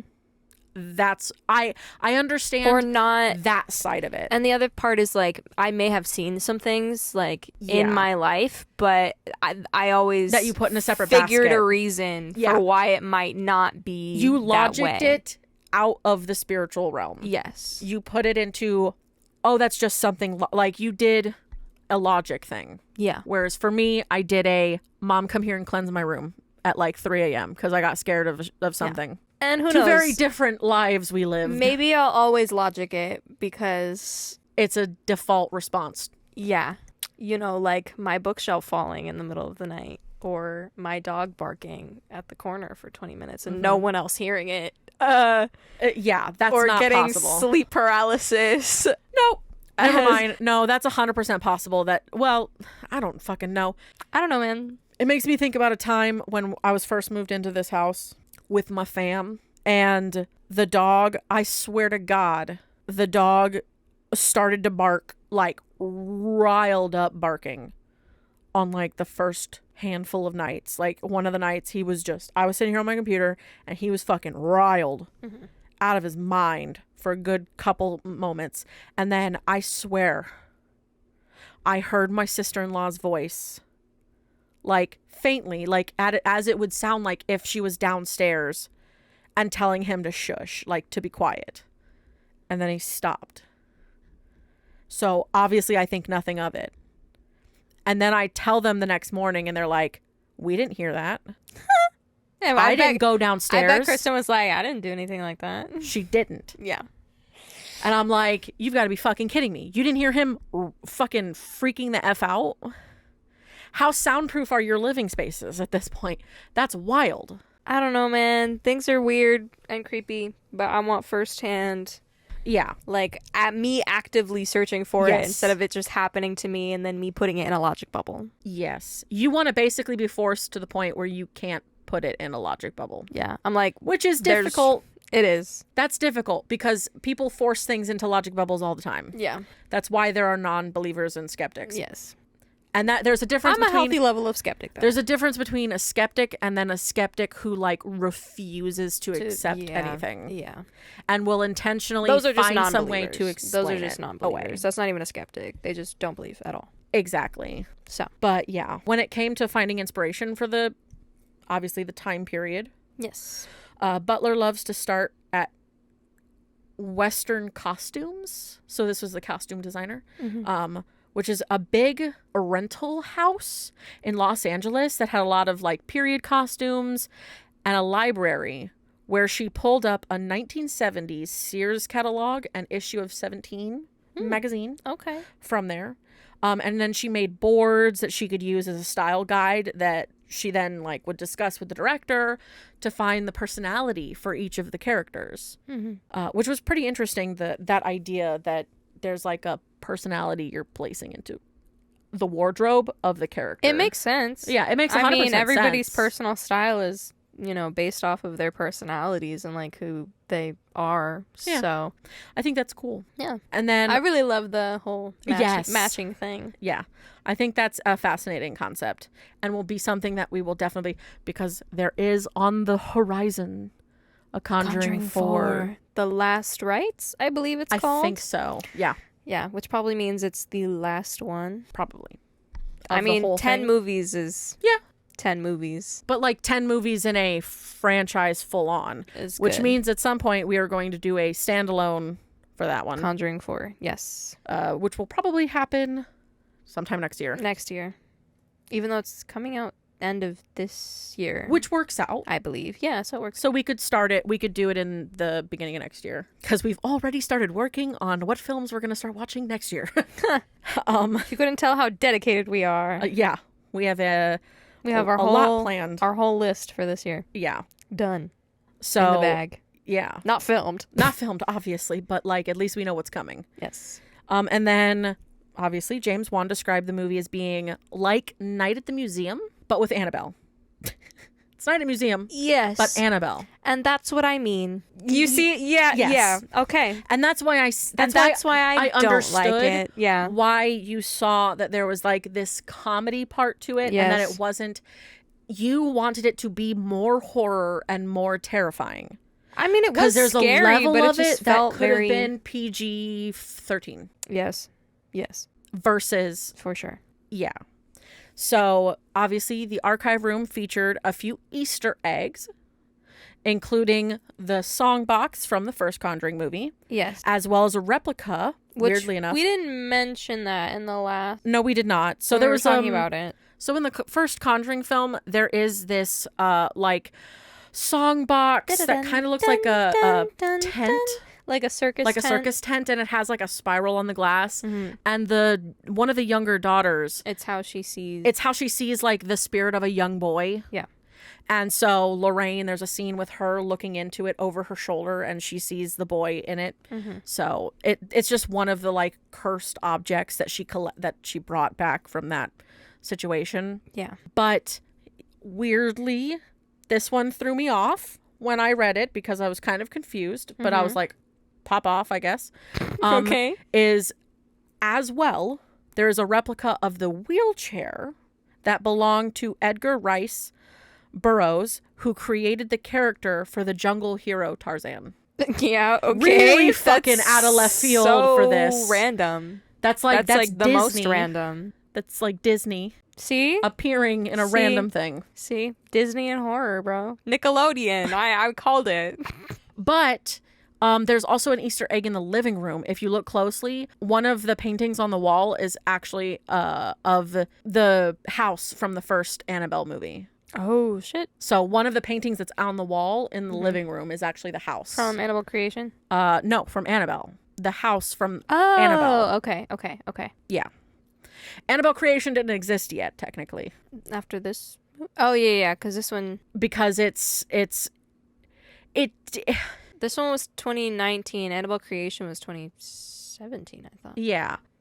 So this one came out. But this is specifically saying it's from the Annabelle, like the Annabelle film. Yes. And then, obviously, as I mentioned, one of my favorite scares involved a spiritually possessed television set that foreshadowed the impending doom that approached the fates of our protagonists. Yes. Which was fascinating. Very fucking cool. Another of the harrowing creatures that they were seeing were the ghosts that mostly appeared in the background with silver dollar coins over their eyes, lurking over, yet not quite seeing the living people that were being terrorized. They kind of existed in the spaces. Yeah. And these specific set of ghosts were victims of an entity known as the Ferryman. Yes. There was a whole, I will say there was a very cool scene of, a closet It was cool. with, the Ferryman, chasing after and then she saw her own dead body with coins over her eyes. So and she was holding the Annabelle doll, which is how they got it back. Yeah, so that was a very cool scene. Yeah. And then, obviously, the film has a mix of practical and digital effects. It's, it was quite cool because a lot of it had been tangible. So it was weirder and more spooky because it's really creepy when you can actually see it as opposed to having to just pretend it's there. So, of course, then they added the special effects in on top of it, and it's even more terrifying on screen. So they had a nice mix of both. So they had the physical things there, and then they would add on top of it those more CGI elements that they would need. Using CGI to enhance. And not be the only thing that they have using. Yes. So, what you got for me? I just have the, actual stories about, the real artifacts that were in there. Yeah. So there is this man. Basically, Spera is Judy's husband, but also studied under Ed Warren and demonology and the occult studies and all of that. And this is the real daughter. This is the real daughter who ended up who married this guy who studied under Ed. Gotcha. So Tony Spera is his name. So the first thing that he talked about is he basically went through and debunked the stuff that was in the room, saying what was real, what was not, what everything was. So for the wedding dress, okay, so he basically says that there is a white gown in the artifact room, but it's not known to have ever belonged to a bride or somebody who was getting married, and that the story of the gown is absolutely fiction. Okay. The real story is that there's this story of the White Lady of Union Graveyard in Connecticut, and basically people have just seen her around that area for decades. Gotcha. And specifically would see that figure of the dress. Gotcha. That's it. It's not very special. Yeah, but it gives context to what it really was. Mm-hmm. There's another thing, the mourning bracelet. When that's the thing that she tried to use, right? That's the thing she tried to put her father's picture in. Gotcha. Okay. So, no such thing. It's inspired by something called the Pearls of Death. They got the pearls from this woman who, every time she put it on, she said she felt like she was being strangled to death. Oh wow! Whenever she put it around her neck. But Spera thinks that the mourning bracelet and the necklace are connected and they have similarities in what their purpose is.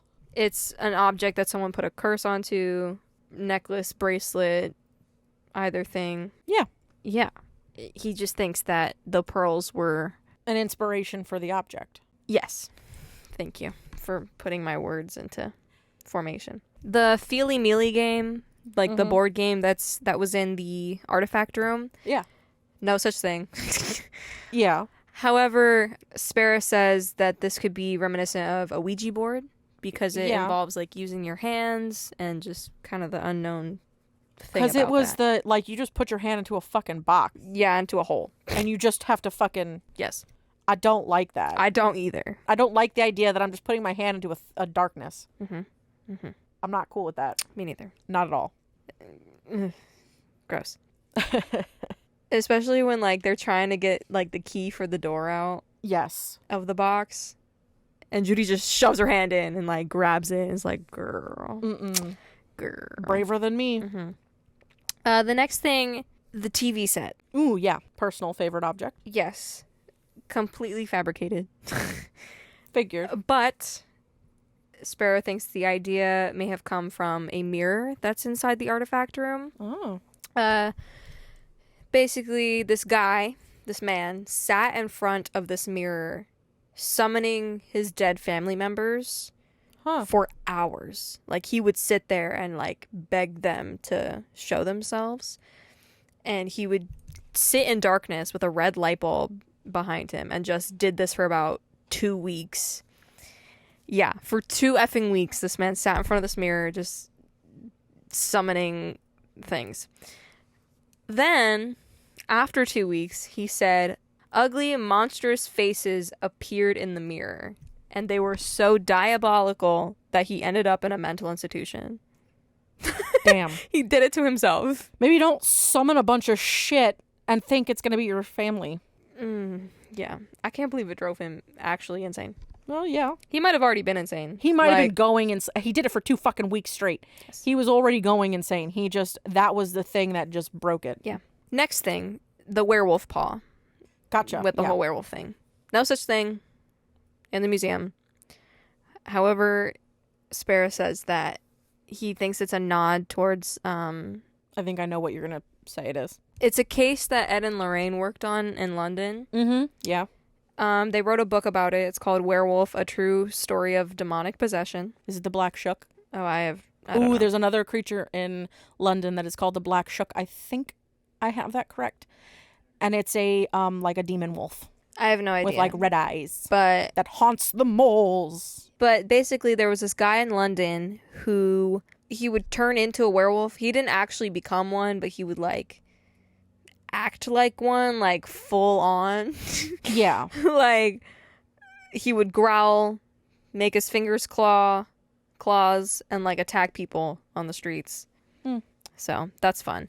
But to save him, Ed and Lorraine brought him back to the US from London to perform an exorcism on him. And after the exorcism, he was fine. He returned back to his former self and lived a normal life. You know? It happens. Mm-hmm. It happens. I guess so. As we said before, think happy thoughts and you will no longer be possessed. Exactly. The last thing is about the organ that was in there. It's not really that interesting. It just belonged to Ed Warren. I thought you'd have something about the samurai suit. Nope. All it was that there was no samurai suit. Gotcha. Because the samurai suit in the film, it was don't look at it, right? Like, don't look at it, don't make eye contact, and don't touch it. Yeah. Because it was kind of standing in the middle of the hallway, and they had to slink like around it. Yeah.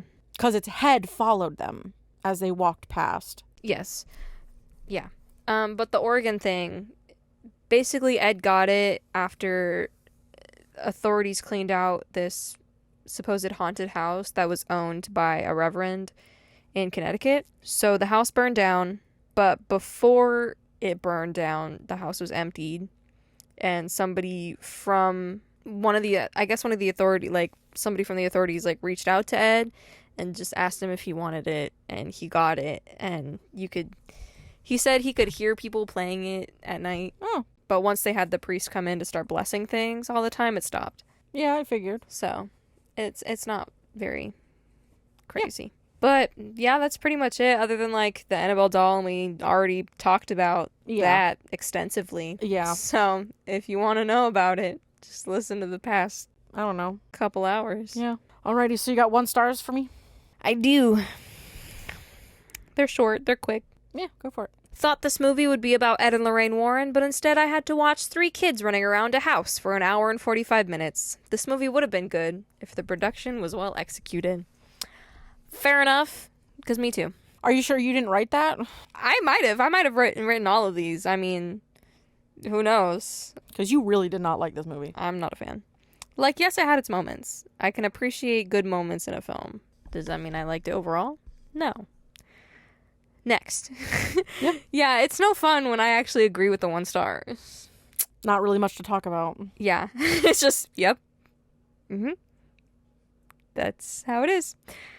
This movie is filled with cheap jump scares, loud sounds, fog, and toy props. Agreed, bro. A complete lack of a coherent story. That's not true. That's not true. There is a coherent story. Yeah. The main characters are missing for most of the movie, but they're not the main characters. But draw you and your money into the theater with their names listed as stars of the show. They are not. It is 1 child and 2 girls. And a failure to develop pacing. I am taking the time to write this for you all so you can save $15 to $20 a person for this poor excuse for a horror movie. I now spend time searching for foreign horror movies that have far more talent and skill at developing a haunting tale. Save money. Live better. Booyah. I don't know, man. I kind of agree with most of this, other than like the main character. However, I did think that it was going to be about Ed and Lorraine Warren, and then, shocker, it was not. It was about two girls and a child. So that was interesting. Not that you're gonna save me $15 to $20 because this isn't in theaters anymore.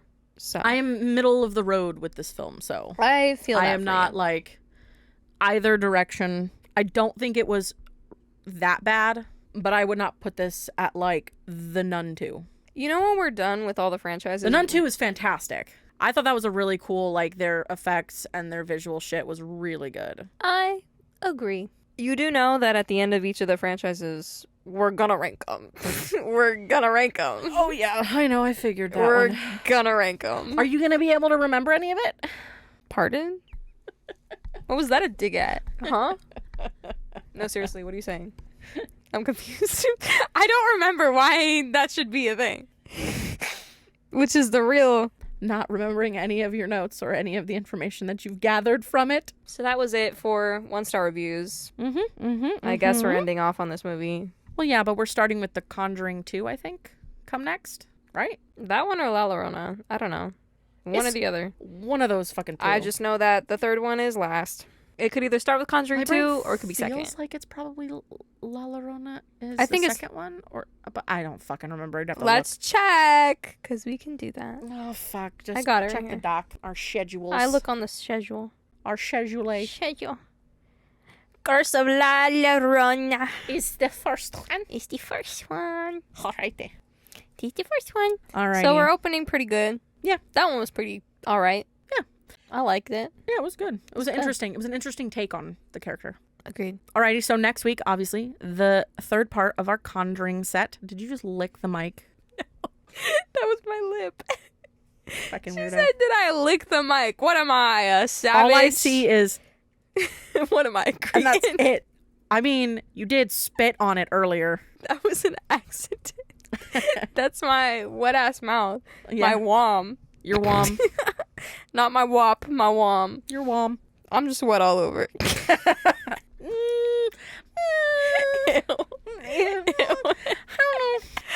I was sweaty earlier. Like I had boobs But when you galore. say wet all over, it makes it sound way worse. Like I'm a slimy creature.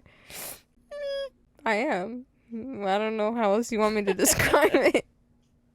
Well, you know, you can send us your thoughts and opinions About my slime. about her wet ass mouth, I guess.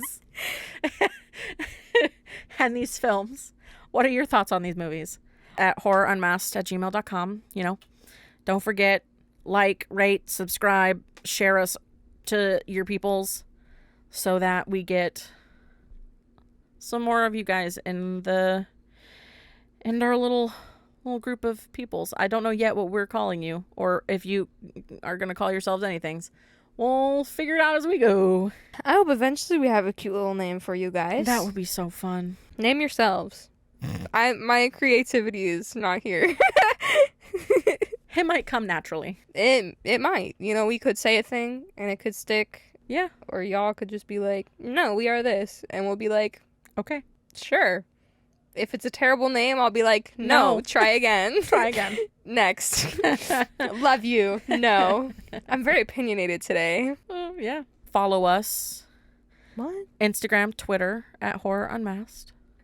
Listen to us on Spotify and iTunes at Horror Unmasked Podcast. Subscribe to our YouTube channel at Horror Unmasked Podcast. Eventually, at some point in time, we will have more information, hopefully more places that the podcast will be on. So, you know, check us out, get us out there. Maybe let us know if there's any other platforms that you're interested in having us put the podcast onto. For sure. Share us with everybody you know. Yeah. We're doing it. Why not you too? Just be like, yo, Heck yeah. your friends, your family, your neighbors, Your dog, your cat. your fish, Let them know. your boss at work, your coworkers. Hell yeah. A rando on the street that you see has a horror shirt on. Yeah. Just be like, hey, there's a podcast you should listen to. Honestly, we're going to give you the PDF file of business cards, and you guys can be our PR, can be our advertisers. I think with that, There's only one thing left to ask. Will you fear? or will you fear not?